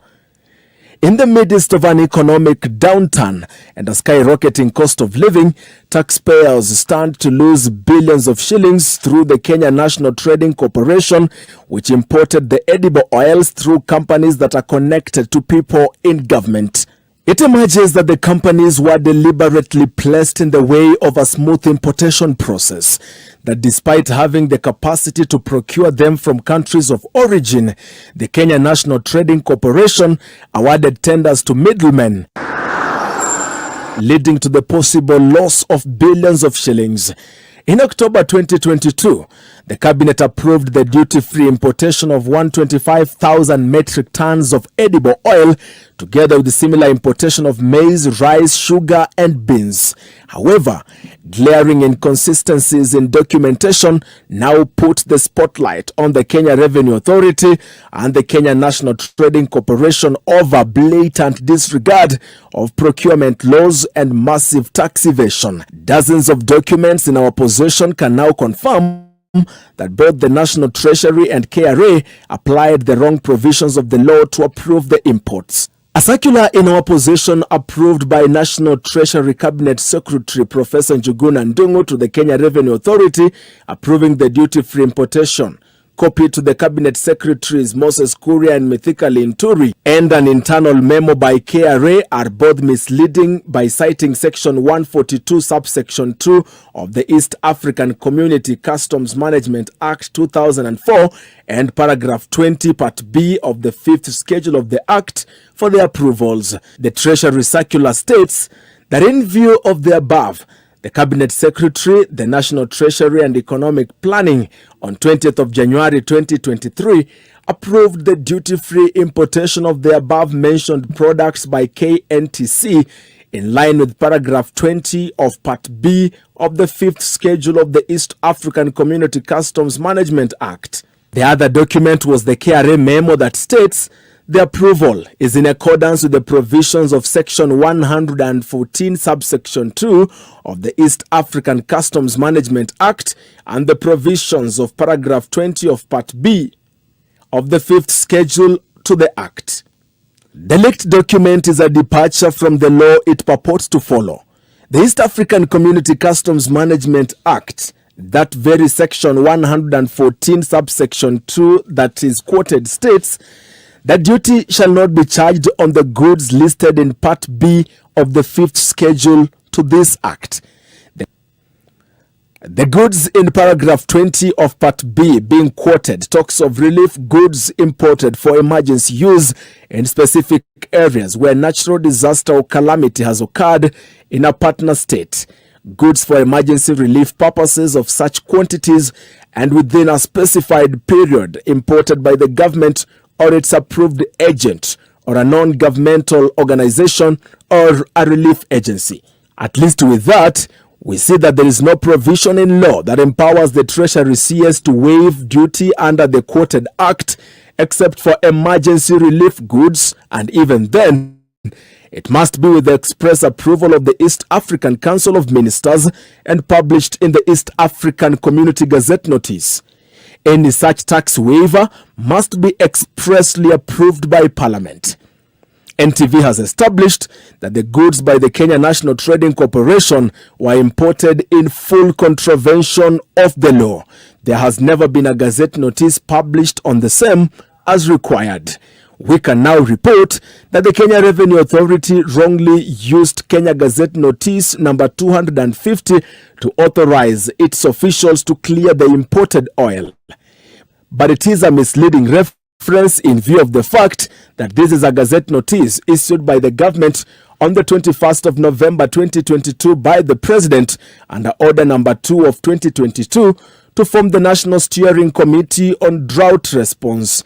It is not clear why the Kenya Revenue Authority, despite having this information, decided to use the wrong Gazette Notice. Treasury Cabinet Secretary Njuguna Ndung'u had an answer when we asked. Tonight, we can show that the Kenya National Trading Corporation officials single-sourced several companies to import the oil and sell it to KNTC instead of importing it directly from the manufacturers in Malaysia or Indonesia. Among the companies awarded the local purchase order was Shehena Trading Commodity Limited, Multi-Commerce Free Zone Company, and Chama Holdings Limited. NTV has established that details of one more company are yet to be made public. In the first consignment that arrived in Mombasa early April 2023, the importer's landed cost for a 20-litre jerrycan of cooking oil is $20. That translates to some 2,740 Kenya shillings. Kenya National Trading Corporation bought from the importers CIF Mombasa at a price of $26, translating to some 3,618 Kenya shillings, excluding VAT. Simply put, we are saying the importers will pocket $6 per jerrycan of oil brought into the country. At the end of it all, they will earn a massive $41.5 million, translating to $5,651,250,000 from the import of the 125,000 metric tons of edible oil. According to documents in our possession, the first delivery of 300 containers at the Mombasa port, the KNTC paid 16% VAT, but not customs duty and other levies. The Kenya National Trading Corporation bought a single jerrycan of edible oil at 4,197 Kenya shillings before adding other port charges. If KNTC were to sell these products to the distributors, wholesalers and retailers as is mandated, they would have to sell it to them at 4,197 shillings after adding the 16% VAT, which amounts to 4,869 Kenya shillings. It is worth noting that a 20-litre jerrycan of locally manufactured brands that are not exempted from tax retails at 4,100 shillings in Nairobi. In short, the government, through the Moses Kuria and Mithika Linturi-led ministries, engineered losses, not just through illegal tax exemptions, but to the local buyers too. The imported cooking oil turns out more expensive than the locally manufactured one. The Kenya Revenue Authority memo states, the Remissions and Exemptions Office shall facilitate the issuance of an exemption code to exempt 100% import duty. The other taxes, fees and levies shall be payable as per the applicable laws. However, the customs entry documents in our possession for the 125,000 metric tons of edible oil reveal that KNTC did not pay the following taxes. That is 35% in customs duty, 3.5% import declaration fees IDF, the railway development levy at 2.0%, agricultural food authority levy 20%. This amounts to a total of 42.5 in taxes. And with that, the figures show that the whole import plan will generate nearly $76 million. That translates to some 10 billion Kenya shillings waiver in taxes that the government granted to Kenya National Trading Corporation. Despite these damning revelations, the good professor at Treasury says the plan was to save money. We're trying to close the gap on the supplies in the domestic market and the demand. And why cost escalation has come in. So most of the products, I don't know why you specifically focus on some, most of the products like maize, for example, we don't have the supply. We know the season will come, isn't it? But for now, for us to lower the cost of living, we had to bring in supplies. Those supplies must come duty-free because the impact itself will be reduced. As it stands, for now, taxpayers will lose over 9 billion shillings through the KNTC. Its intention to provide cheaper commodities, including cooking oil, remaining a pipe dream loss-making business. KRA, that is pushing for more revenue, will lose nearly 10 billion shillings in tax, courtesy of connected individuals walking away with a tidy profit of $41 million. That is 5.6 billion Kenya shillings gone with the wind. And the pain of high cost of living remains to bite. EACC estimates that the amount of taxpayers' money that has been embezzled in the edible oil scam could run into 30 billion shillings, and not just the 16.5 billion shillings currently being investigated. This, as the Senate Committee on Trade and Investment lamented of deliberate frustrations by officials both at the Kenya National Trading Corporation and its parent trade ministry in its quest to probe the scam. And as Hassan Mugambi reports, detectives both at the DCI and the EACC are targeting senior government officials believed to have had a hand in the multi-billion shilling plunder. The Ethics and Anti-Corruption Commission EACC is currently in the process of forensically examining documents availed to the Commission by the Kenya National Trading Corporation KNTC.